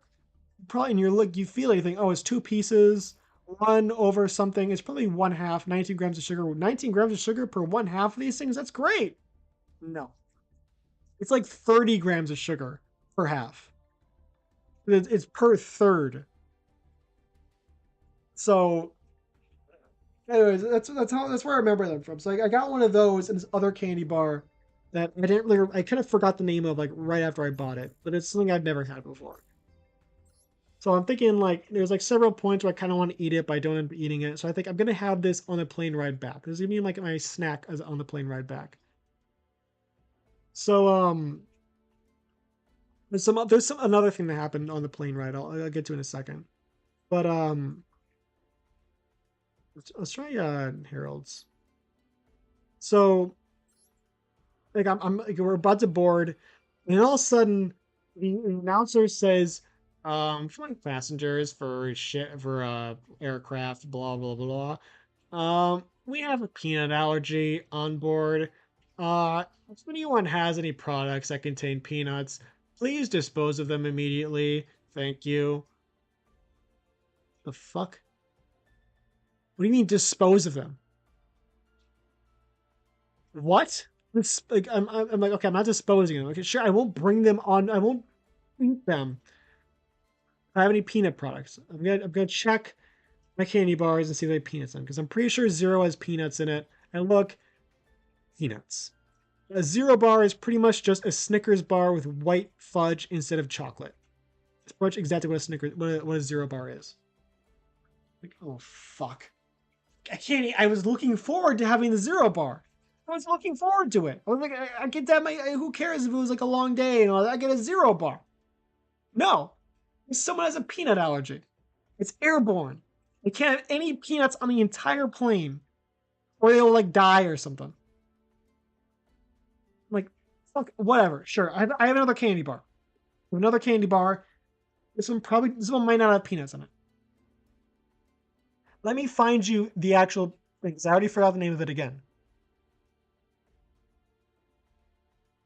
Where was it? Where did I put the candy bar? There it is. I pull out the second candy bar. Think this is my hope. This one can't have peanuts in it, right? Second candy, I don't remember what it is, but it's can't have peanuts in it. It's like a chocolate, like caramel or something. I pull it out. First word I see, big word, peanut. Peanut chews. Like, fuck. I can't have any of this candy. I was so excited to have candy on the plane. I was so excited. I was thinking, you know what? It's been like, a long day. Can't wait to just go on this plane ride. A nice candy bar. It's gonna be great. It's gonna be great because the plane got delayed. Whatever. It's fine. You get a candy bar. Some fucker with a peanut allergy ruins everything. I'm sorry. I am so fragile that you cannot even bring a peanut in my vicinity, or I will die. And it's everyone's problem now. What this sounded like.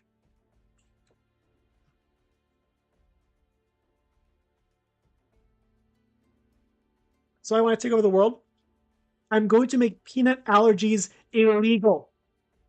Sort that shit out, or you're getting arrested. Just, I don't know, get some therapy or some shit to get over your fear of peanuts. Couldn't make it everyone else's problem. Another thing that happened. Let's go through this first.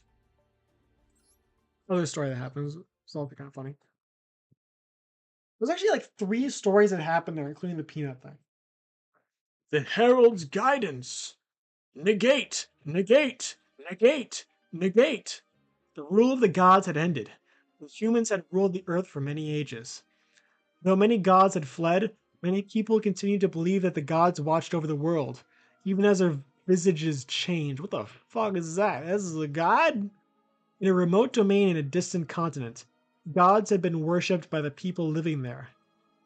It was a god that spread its wings and emitted blinding light from their entire body. The Herald. Among those living there, a few have. It's the alcohol, the like 3% alcohol in this thing that's making it. Their mouth gets dried out. You even heard the voice of the Herald. Though their depictions differed, they insisted they'd seen the Herald. The atmosphere about it and the afterglow was precisely as that of an angel. They'd pictured in their minds, they told. And according to those who'd heard his voice, it hadn't actually made a sound.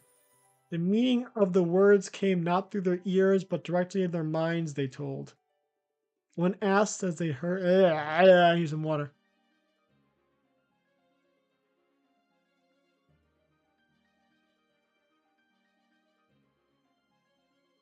Okay, so it's saying like, when they asked if they'd seen the Herald, it always appeared in moments of confession that it was always in moments of confession that it appeared. They all asserted they fainted soon after, but awoke with a comforting feeling of forgiveness throughout their bodies.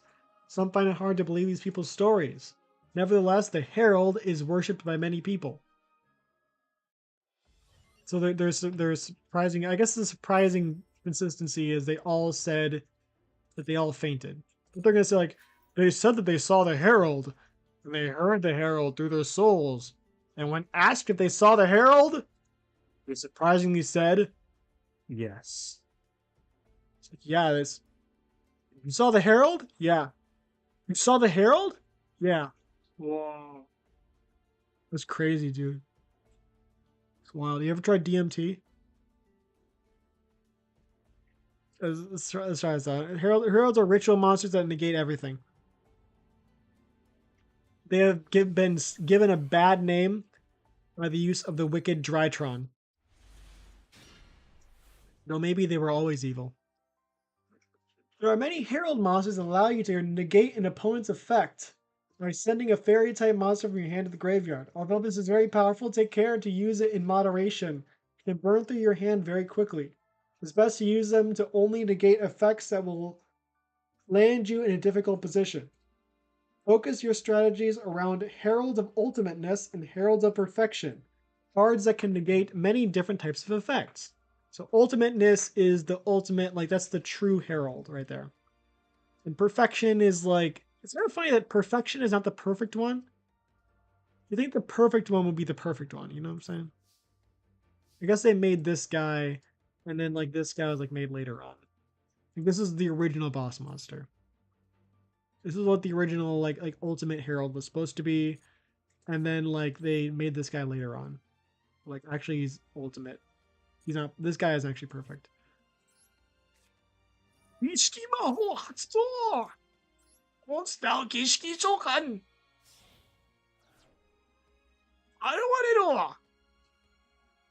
his name? Let me check it. Can you see like my internet? Okay, no, you can't. Thank God. Herald of Ultimateness. I want to make sure I want to get his name. I don't want to know. What? Declare. Declare. Ultimate Declare. Declare. Ultimate Declarer. Not a herald, he's a declarer. Ultimate Declarer no.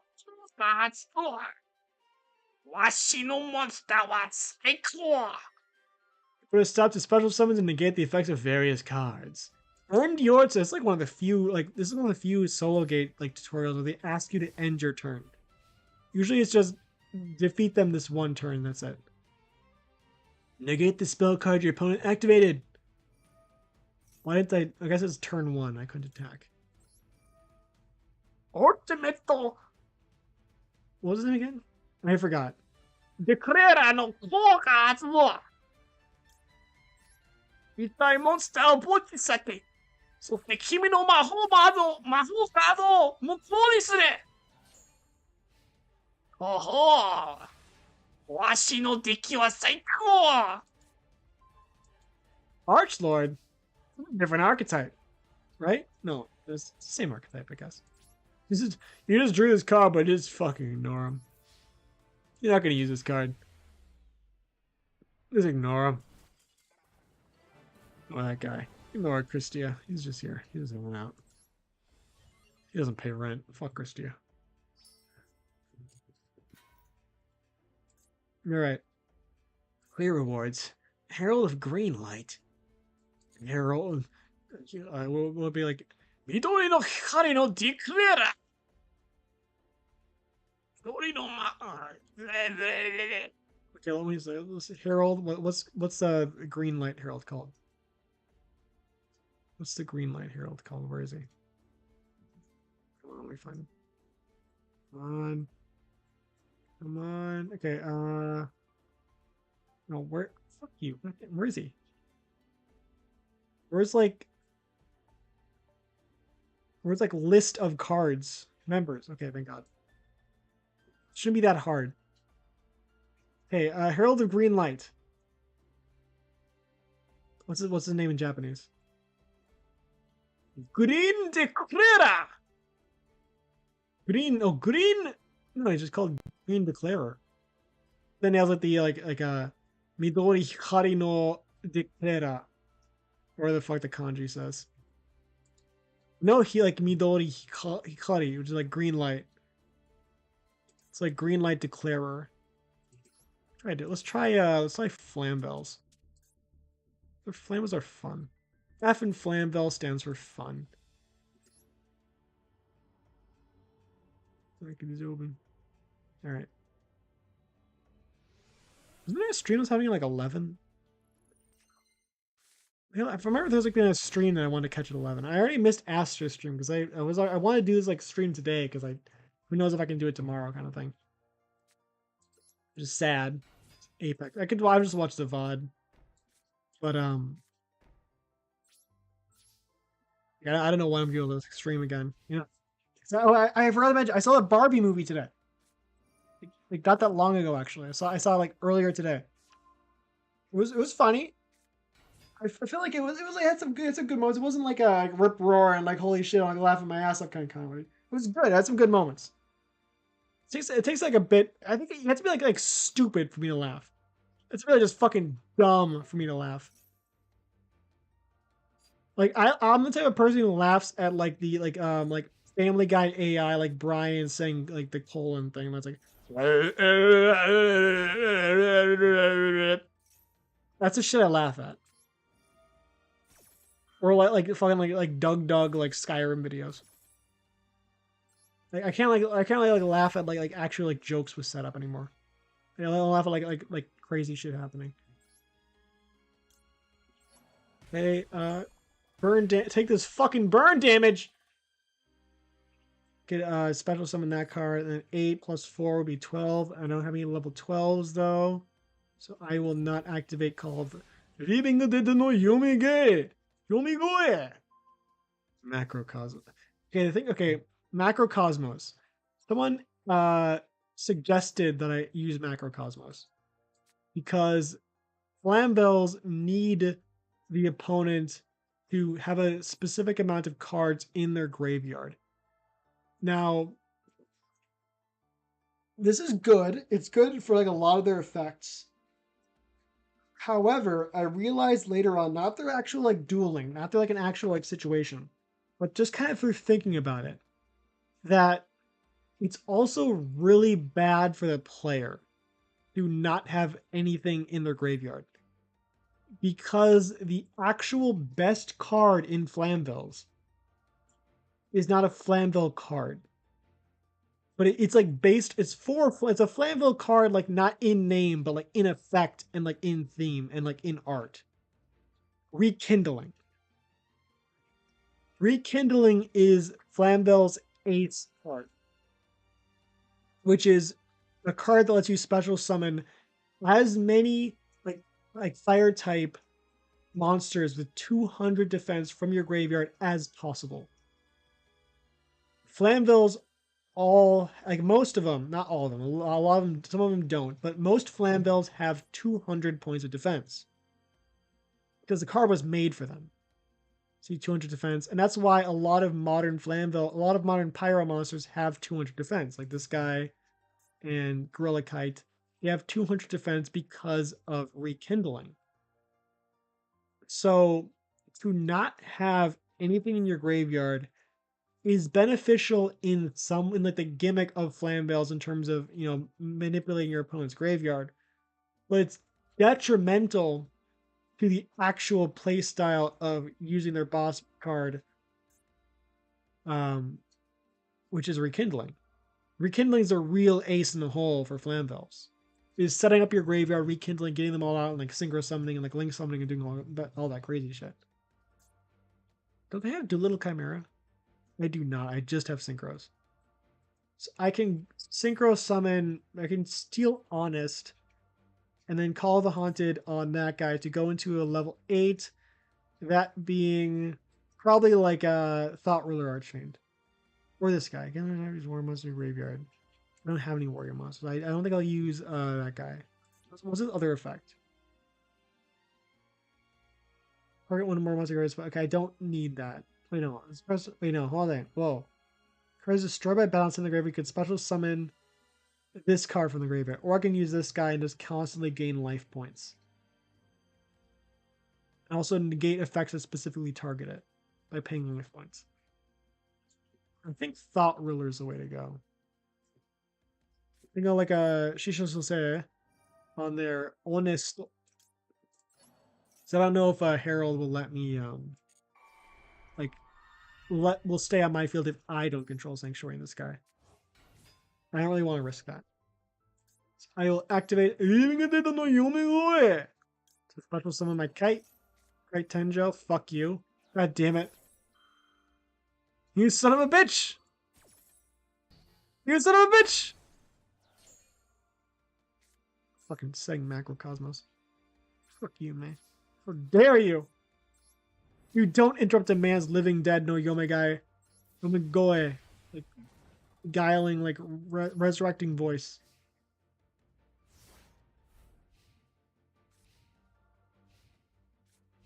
Ah, how dare you? How dare you negate my shit and then not do anything?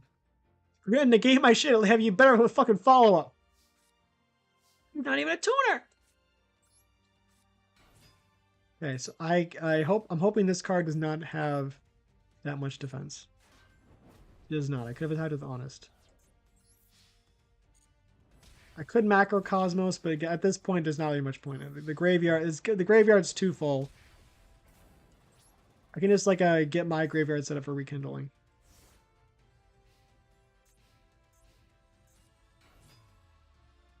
No, you're not senjuing me. Is that Sanju? Manju. Senju's the other guy. Senju's his brother.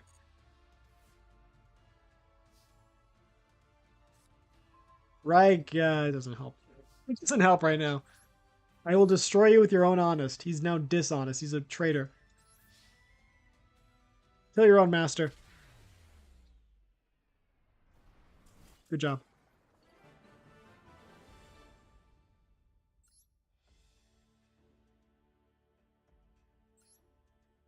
That was easy. This is supposed to be. 3-star. 3 stars is nothing. Not against Flamvels. 1,000. Hell yeah, baby. Let's keep going. Loner. This is, level 4. It should be fine. I'm doing Flamvels. I'm taking on anything. Nothing can stop a Flamvel deck. Except, any deck that can do things. Oh boy, my Garnet. My Garnet. Here he is. Daemon no Shulkan. Fuck are you doing here? Supposed to be in the deck. Ugly son of a bitch. Just kidding. I love this is good art from Kazuki Takahashi. Okay, throw Flame Black and special summon this guy so I can 4, 5, 6 go into level 6 guy I want. This guy. Your hand deck or graveyard, that's what we want. We want Archfiend's Call. That's what because then we can go into Summon Skull if he gets destroyed.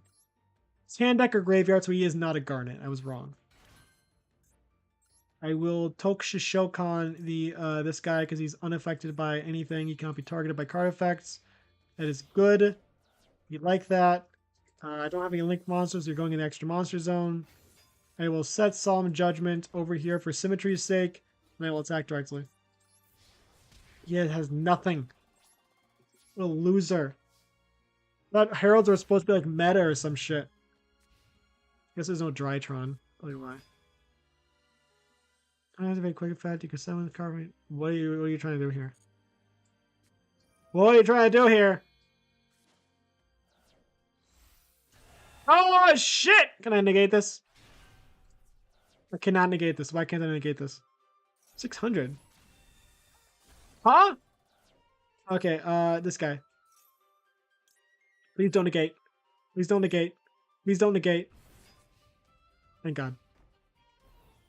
Okay. It's scary. Scary. Can Divine Wrath is Herald of Ultimatus?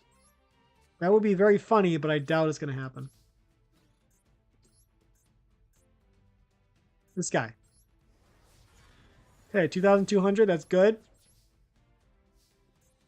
Daemon no Shulkan. This guy used to be the top dog. You know what? It still is, goddammit. Like your entire hand. Oh, actually, that's not that bad. Hold on, that's actually pretty good. For this deck, that's actually pretty good. Dragon? A dragon? You have a dragon in your hand. You want fairies, goddammit. You want fairies in your hand. Target one fire monster in your hand, a graveyard, and target one card in your opponent's graveyard. Banish that card, and if a card is banished from your opponent's graveyard, card send one fire monster $200 deck to your graveyard. Okay, I should what card do I want in the graveyard though? I will send Scorching Sunburner to banish, I guess, this guy. Yeah, I don't think I have any other. Yeah, this guy, he scares me. Get out of there. Activate the effect. Who do I send though? Who do I need in the graveyard? I don't want in the graveyard. This is like a rekindling setup, pretty much. Here's Flamel Fire Dog. I can't do anything. So, other than my turn. Oh, also, yeah, I think I've already talked about the assets I made, right? Like drawing. I'm glad how that turned out. My first time trying one of these. Oh shit!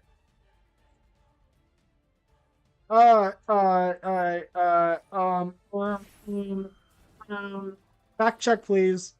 Source for that Raigeki? Can I source? Debunked. End phase. Pathetic. I don't want to discard anyway. I want this guy in my hand. Yeah, it needs to be from the hand. In any graveyard and banish them. I could do that. I don't really know why I would banish, like, because I don't have any cards that need like there's not really like a dying need for me to like thin out this guy's graveyard. He doesn't really have any like graveyard effects. I could get rid of this guy, I guess. But I don't need to. What about this card? I could banish some of the ritual spells and this card. It'll be fine. I will banish this guy, this guy, this guy, this guy, and this guy. No, this didn't banish this guy. Be good.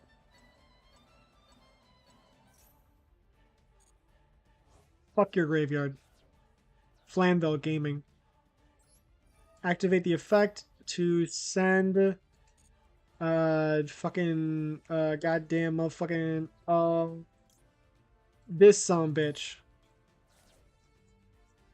And I guess we're into the past. This is gonna be. This is the game. This is the game we're playing right here.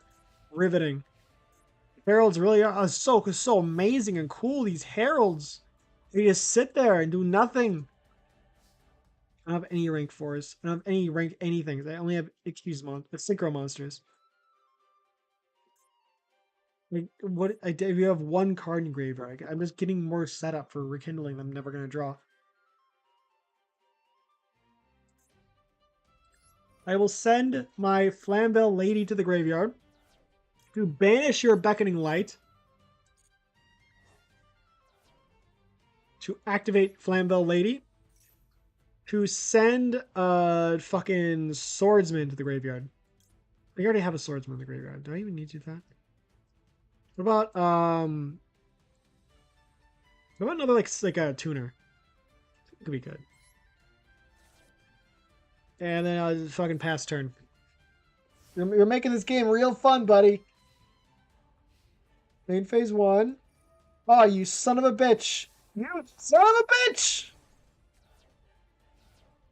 You didn't even do anything! You didn't do anything fun! You're just being an asshole! You're trying to beat me my fucking deck out! You son of a... You goddamn bastard! You fucking uncooked turkey ass motherfucker! Oh, you... Ah. What are you gonna do? I want ritual spell from your deck to your hand. I want ritual monster from your deck to your hand whose name is mentioned. This is just... That's overpowered. That's overpowered. OP. You still don't have anything to do. 4, 5, 6, or 6, 7, 8, 9. What's level 9? Level 9 is this card. Turn, you can banish one tuner from your hand, graveyard, or face up on the field. Destroy one card on the field. Destroy it. Okay, that can work. That can work. That's 2,700 attack, though. This card. Okay. I say, okay, 5, 6, 7, 8. We're going to one of these guys. I say we go into Vermilion Dragon Mech using Hedgehog and Daemon no Shulkan. That was 7. Okay, these guys suck. We're going to go into Vermilion Dragon Mech, the Duel Links monster, which isn't really a Duel Links. No one really uses this card anymore. That I've seen. But he was a Duel Link star at some point, so you fucking cock. You cock. Fuck you. You been waiting that entire time for me to do something? This is the worst duel ever.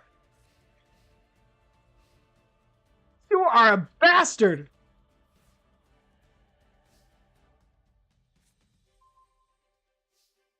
Fucker just won't attack. 4, 5, 6, 7. I could go into level 7, but I can't do anything with a rank set with a level 7. There's nothing to do with a level 7.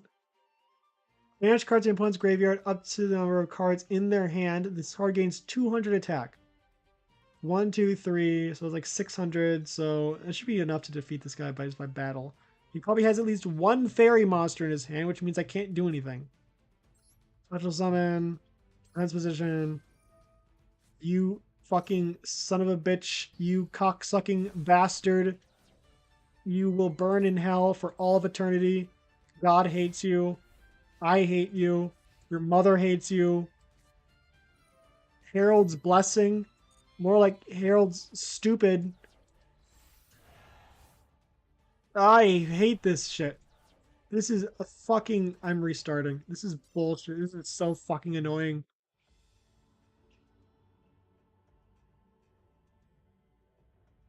Stalling for all that time. This is negating everything every time you try to do something. It's one thing to just negate, but to just pass and not do anything aside from negate is bullshit. Cool, it's like the same hand that I had last time. That's great. Thank you. Thank you, Mr. Konami. Okay. Card no so you can spell someone level 4 monster from your hand. You go like 5 and then 6, 7. I have a 5, right? Level 5? Definitely level 5. Wait, hold on. I can just go into Cataster. I don't even need some of these other steps. I just go into Cataster. Hold on. Hold on, we're gaming. We can do this. Okay, so I will I'm gonna go for the Origin. Origin's easy to use right now. Resonator can be used at pretty much any time. We want to go for cards that we're thinking about the late game. It's probably gonna take a while. Right, Cataster. Because the Flamvilles did work on the Ally of Justice, so it canonically makes sense for him to be in this deck. He's pretty much a Flamville card if you think about it.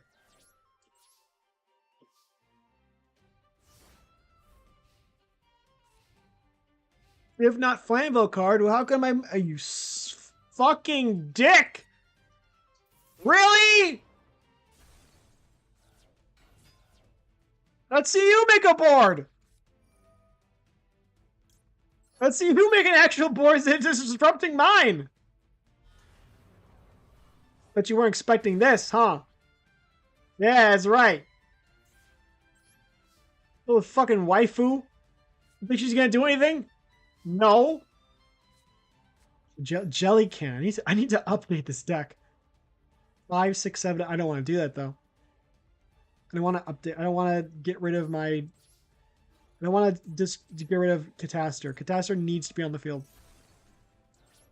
He's my protection. He's the one thing holding back all this bullshit.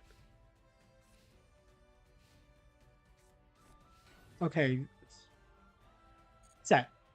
Setting monsters. Origins. Okay, I can't do anything. Never mind. Hold on. Never mind. I can't do anything. Yeah, I can't do anything. Then. If I had another Flamville, then I could have like special summoned this guy. Could be summon Skull and like had things to do, but no. The Link monster I could have like Link summoned, but I don't mean Link monsters. Oh, it's the waifu again. Great. It's gonna be a set fest until you get something. And then you just can't do anything. Yep, set fest. Fantastic. Okay. Fire Dog. Fire Dog's good. What if someone does... Okay. Put a defense from your graveyard.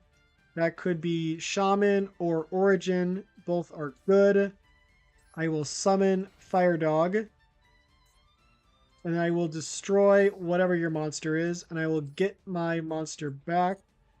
It's the white. It's her again. Same fucking card 3 times in a row. Oh, from your deck. Holy shit. Holy shit, I could go to this guy. That's great. That's fantastic. That's real fucking economy right there. There we go. Holy fuck. I fucking love Fire Dog. He's such a good boy. He's such a good boy. Who's a good boy? You're a good boy. You're a good boy, Fire Dog. Your weird ass like wings. What's even going on in this picture? It's like flying. Yeah, he can fly. He's such a good boy. Of course he can fly. He's such a good boy. What do you think he eats? What kind of dog treats do you think they feed him? Is it like pieces of like straight up just magma? Just molten rock. He held like a pile like fucking molten rock and just chews him down. And he can't got shit after all of that. This guy's deck sucks. It's a garbage deck. All he can do is just prevent you from having fun. I could go into, right now, I can go into Baron de Fleur and just say, fuck you. What I'm going to do. I am evil maxing right now. This is the ultimate fuck you card. Well, not the ultimate. It's one of them, though. It's up there. She's definitely up there. She's definitely up there. Eat shit. Oh, that wasn't even... Wait, go for him, Fido. You deserve that.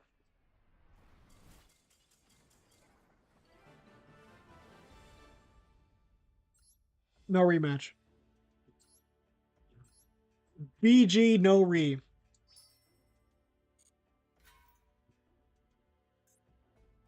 $200 gems. We're changing deck, though. To Spirit of the Pharaoh. Spirit of the Pharaoh. Hell yeah. Spirit of the Pharaoh. Let's go. Let's go. Spirit of the Pharaoh. That kicks ass. Spirit of the Pharaoh is my strongest card. Like, actually, my strongest deck is the Spirit of the Pharaoh deck. And you can actually get use out of Spirit of the Pharaoh. I love this deck. Okay, got a decent hand, I think. Unizombie is great. He's gonna get banned eventually. I just know it. Unizombie is like absurdly good. I didn't believe when I heard people say how good Unizombie is. Unizombie is insane. Unizombie's fucking insane. I will special summon I'm gonna special summon this guy. Hero Servant. I need a guy on the field. We'll normal summon Unizombie. We can get some setup here. We can go into Balderot. We can, let's see. First, let's go to, from our deck to the graveyard. We will use that to change Pharaoh Servant. We will send Necro World Banshee, who we will activate to activate Zombie World. And then we're going to send Glow Bloom from the hand to special summon Balderot. Right, so activate Unizombie to send Glow Up Bloom from the hand to change the level of Unizombie. Glow Up Bloom. Then Glow Up Bloom will activate to add Balderot to the hand. And special summon himself. Made attack position. It's a dueling strategy right here. It's like an NPC dueling strategy. Can't even activate this right now. Set this card, and I could synchro summon. So 4, 5, 6, 7. I can synchro summon into Red Eye Zombie Necro Dragon. Really good. Face up. I don't want him there because I have Link monsters in this deck. But look at this starting board, baby. 3,200 points of damage. Whoa. What is this fight? Someone zombie monster from either graveyard to your field. Hell yeah, baby. Unizombie? Unizombie. Let's go, Unizombie. Look at him. He's got 1,300. He's even stronger attack-wise than Three-Legged Zombie. He's just all around infinitely better. Like, just super upgrade. Best card in the entire game. I fear the day when they finally like realize what mistake they made and like ban him. I think they just can't make any more zombie world support unless the meta shifts like even further. You son of a fucking dickhole! You son of a fucking dickhole! Always just Raigeki with you motherfuckers. Nobody ever gets like a decent board. It's just Raigeki. That's all you can do. Is just fucking Raigeki. So either side of the field as few. Can I just like use your monsters? Like, both of them? Like both of them. Alright. Yeah, I can use both of your monsters. Fantastic. Love that. He should have an animation. He deserves one. Haha, end phase, because you ain't got shit. Right? Veil of Dari doesn't help. Doesn't help me. I don't need Metaverse right now. Balderrock. Thank you. Thank you, Balderrock. See, this deck just can't lose. It's just too good. I would be so. I would hate playing against this deck though. I think I played against a similar deck and I hated it. It was a vampire deck. It wasn't as meme tier as Spirit of the Pharaoh. If it was Spirit of the Pharaoh, I would not be upset. If I saw the sarcophagus hit the board, at that point I'd be like, yeah, buddy, that's a cool deck. I can't be upset at Spirit of the Pharaoh. Like hell yeah, let's get this guy on board. I'd be like, I'd be like rooting for this guy to get Spirit of the Pharaoh out. Oh, there we go. First sarcophagus. It begins. It begins, and it's gonna end soon though. But it begins. It's not gonna reach its end, but it's gonna begin. Yeah, you need to attack directly with this guy because he can't destroy monsters. And I win. Easy. Easy. Easy. 200 gems. Give me my fucking gems. Raigeki head ass motherfucker. I'm terrible at insults. I need to do like a fucking like a what's that thing called? What's it called?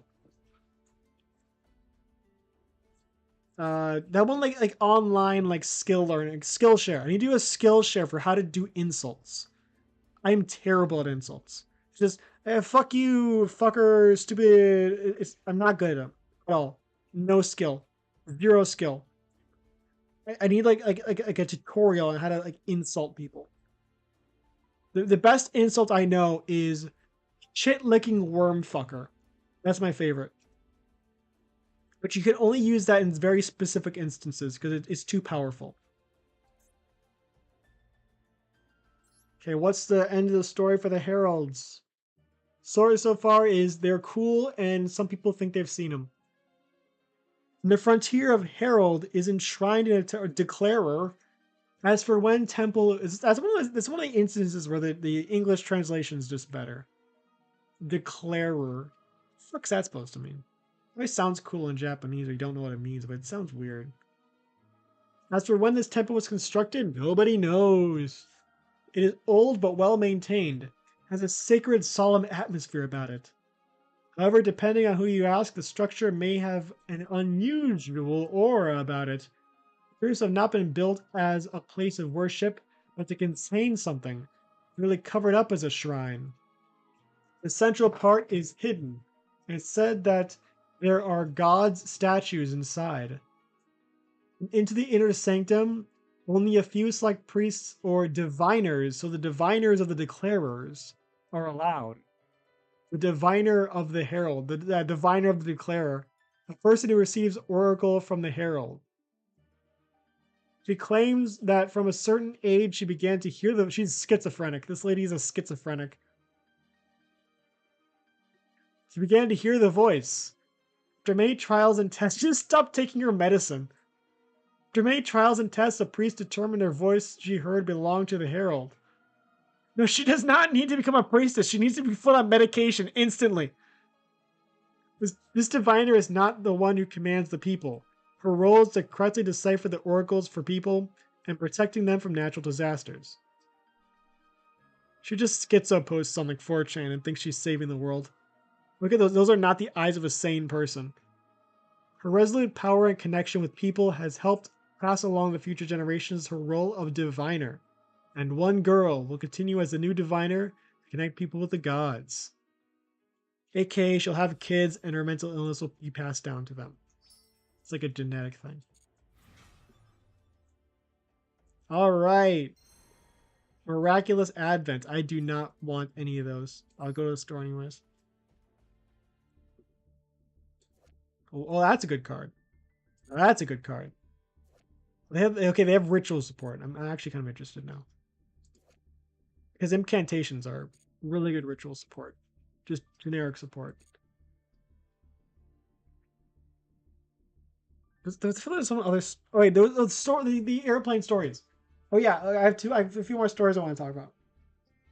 So so I was hungry. I was really hungry. I was like pretty hungry because like we had laid over, and like we had plenty of time to get dinner at the airport.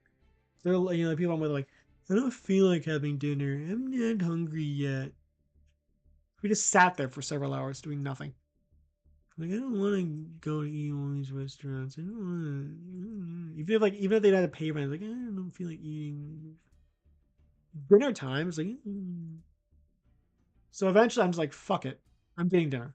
I can't. I'm not gonna try to talk you people into eating dinner. I'm just getting eat dinner. So it is around like 6:30 at this point, and the plane boards at like 7:30. So I have like an hour. I'm starving though. So I go to this one place and they have like wraps there. Like wraps and fried chicken. I think fried chicken sounds good. And it was like me and some other guy, and the other guy's like, he comes in after me, but he's like, like, oh, just go ahead. So and I'm kind of glad I told him to go ahead, and also kind of not glad. Well, you'll figure out why. I'll explain why. But so he walked up to the counter. He says, I'll get the I forgot what he ordered, but and also the lady kind of was like, we don't have that. We only have I have fried chicken, but it's probably like fried chicken wrap, a bacon wrap, barbecue wrap, and some other wrap. He's uh, like okay, I guess I'll get the barbecue wrap. Okay, he gives him the wrap. He leaves. Of course, he pays and he leaves. I'm like, okay. I heard fried chicken. I think we'll get that. I'm like, okay. I walk up there. I'm like, I think we'll get the fried chicken. We don't have fried chicken. Okay. We only have this wrap. Please, like, all right. We close kitchen. We don't have anything. So I'll get the like okay. The guy got the barbecue wrap for me. That's what I was thinking. I'll get the barbecue pork wrap. We don't have barbecue pork wrap. Get the last one. Okay, I'll get the I'll get the like the bacon wrap. Okay. You want anything else? Yeah, I'll get like some fries. We don't have any fries. Okay. No, I guess I don't want anything else. Okay. And with the pay. I don't know what's else. It's okay. One thing, it's like calm the fuck down. Calm the fuck down. It's like it's just like upset that people are coming in. I'm supposed to know that like your kitchen close. There's no sign that says kitchen closes at like 6:30. It just says lunch starts at 11:30. How the fuck am I supposed to know that your kitchen's closed? I'm just hungry. It's 6:30. It's not a crazy time to be eating dinner.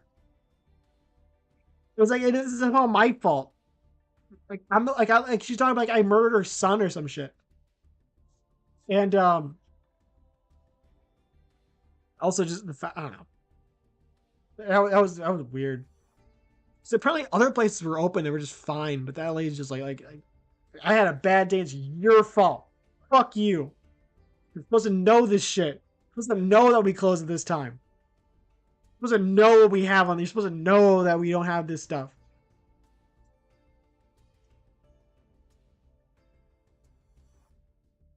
It was weird. The rap wasn't even that good. It wasn't even that good. Like, it was like eight, like it's like a breakfast wrap pretty much. It was dry. And I got like some hot sauce for it, but you know, it was so off putting. If I would have went somewhere else, I probably would have gotten like one better service and probably two a better selection. Yeah, it was food though. And then I ended up getting a water from a different place because I was like I could have asked for like a water from that one place, but I just didn't want to fucking deal with that person anymore.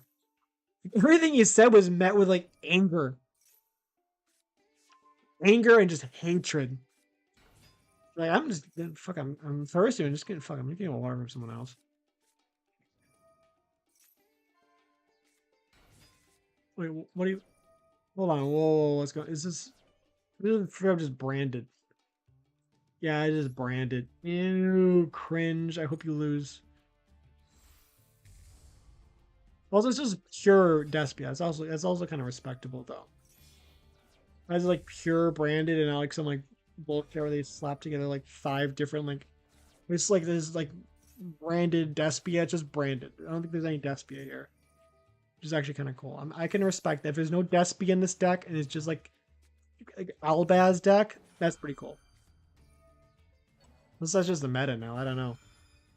I see decks like this and I think, oh, it's a cool cool like take on the deck. And it's like, oh, that's just the meta now. It's like, oh, there's no creativity here. It's just, oh, it's Despians. Never mind. Fuck you. Okay. Also, I had a dream. I had a dream, like a few nights ago, where I was at like a restaurant. I think it was like a duel tournament coming up or something like that. And I see this kid. He has a photon deck, and for some fucking reason that pisses me off. In real life, I don't. I think photons are cool. I don't have any problems with them. For some reason, in this dream, I saw this like kid who was like 14 years old, like a photon deck. I'm just like we're sitting on the same booth. I'm like, you worthless piece of shit. You have no fucking soul. You are soulless garbage. You are incapable of any form of creativity. You have no concept of making anything at all because you're not capable of it. You're fucking stupid. All you can do is copy other people's decks because you can't have an original thought to save your fucking life. So all you do is just take whatever's fucking meta and copy that and just make a deck on that. Because you're useless. You have no soul. You have no creativity. You're a piece of shit. Fuck you. You fucking just copy of fucking like photons because they're meta. Because you don't know how to you fear that if you were to have to build a deck on your own, you would fail so fucking hard. Yeah, I go off. I just fucking go off on this kid. And then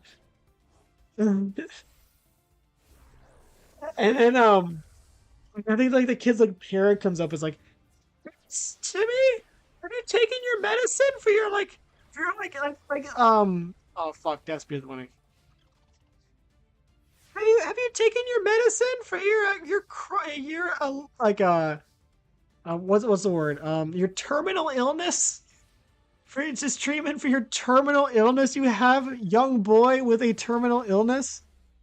It's like, oh, this kid's a this I just told this like dying kid that he's a worthless fucking piece of shit with no soul and no creativity because he plays photons, which isn't even like a meta deck. If I remember in the dream, he's playing like a ritual variant. So it's like a meme variant of a non-meta deck of this deck this kid just liked because he just probably liked Kaito Tenjo or like just likes Galaxy Eyes. I just did go off on this fucking kid, like how he like useless. I'm like, oh, awkward. I think I feel like, damn, sorry about what I said. Friends now? No, okay. Mm. It was a weird dream. A better, I have a better dream though. I can't believe I kept forgetting. I keep forgetting to talk. I forgot to talk about this last stream, but this is quite possibly the best dream I've ever had in multiple ways. It is it was a very consistent dream and a very detailed dream. It's like the most like story-like dream I've ever had. I'll tell you about it. So in this dream, I was building a like sea serpent, like it was actually just like a water deck in real life. I was building like a real life water deck. And there was one card that said like if you summon this card, like you can discard this card, like some really easy activations. That like add like one copy of like as many copies of any like Humphrey cards from your deck to your hand with different names. Humphrey cards are not real. There's no Humphrey monsters. But in this dream, Humphrey were like a bunch of like cute little like aqua or like fish monsters that had like various support effects for like sea serpent, aqua, fish, those type of like monsters. So they're like really good. And this card that just lets you search out like every copy of every Humphrey card you had was insane. So I was like, I don't have any Humphrey cards. I need them though. This changes everything. This deck would be like absurdly powerful. I go onto Amazon and I type in like Humphrey, and this is where the actual dream starts. That was a minor detail. The actual dream starts when I type that in because the first result I get. Let me just close this out because we're kind of done with this. The first result I get on Amazon, like the search result, because first like on Amazon it says like suggested searches. In this dream, the suggested searches came with images. And the thing that popped up, I don't remember the exact name, but I came up with a name that I'm pretty sure was about correct. And we're going with that for this guy's name. I got a search result for something called Grumpho, like Grumpho. And it was something that like it vaguely sounded like Humphrey, but it wasn't. And it said like authentic Grumpho plush. What the fuck is a Grumpho? I click on it. It's like some like blurry picture of a stuffed animal. And I click on the because I'm like, what the fuck is Grumpho? I click on it. And it takes me to like a whole bunch of like listings of like stuffed animals, um, of something called Grumpho. And Grumpho looks kind of like me, except imagine if I actually had a beak that was brown. I had like a, kind of like this type of like fedora hat, and I had a cigar in my mouth. That was Grumpho. The grumpy looking brown like bird with like a top hat and a cigar in his mouth. And there were Grumpho plushies. Like, okay, this seems like it's from something. Like the fact that like there's people like talking about authentic Grumpho toys. It's like, huh? I'm gonna look this up. What is a Grumpho toy? I Google it, and what comes up like like I think I find like a video from some guy, and it says like some guy has like a YouTube series for banned toys. It's like him like like soy jacking in the like like doing the YouTube like ooh like he's doing that face in the thumbnail. And it says like the history of the worst toy ever. What is Grumpho? And from the video I learned that Grumpho was originally like a plastic toy, like not like a stuffed animal. The original that's like a secondary product for the main line.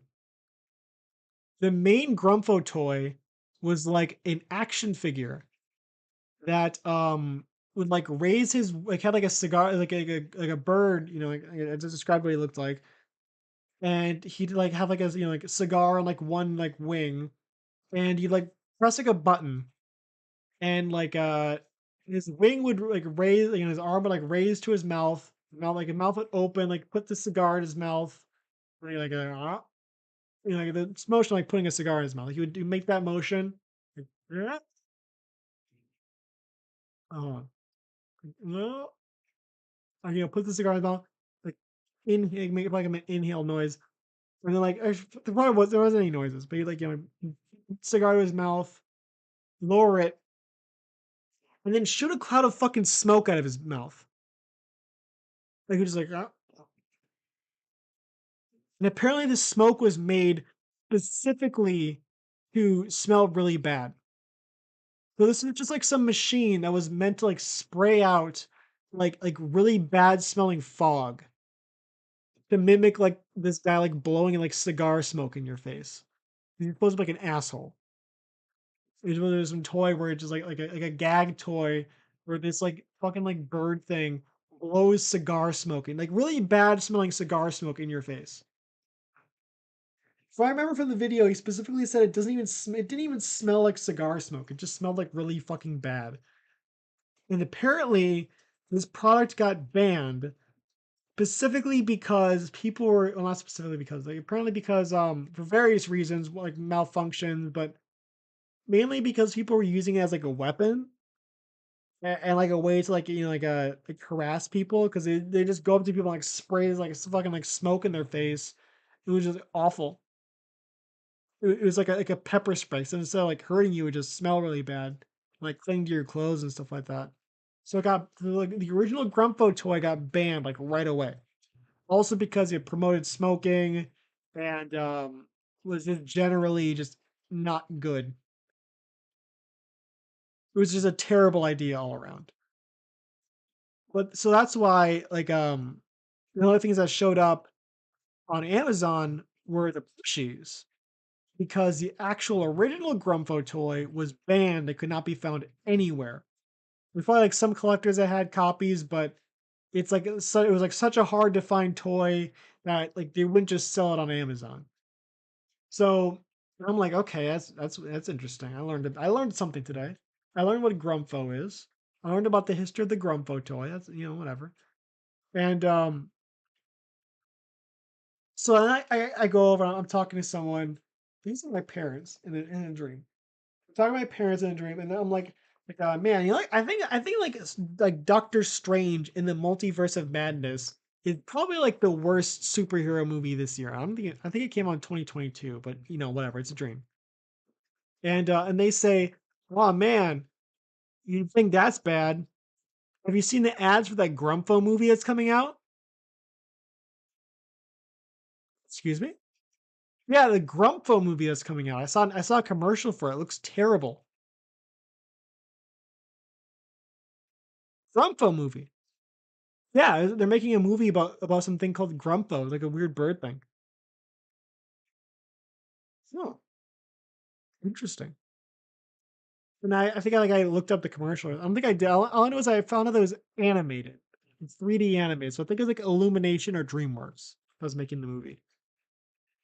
So apparently what happened is so when I was looking up this Yu-Gi-Oh card, I got suggested the Grumpho toys specifically because either someone got their hands on the Grumpho IP and was trying to like revitalize it, or the original Grumpho company somehow got enough money to like get like Illumination or DreamWorks to make a movie for them based on their like banned toy.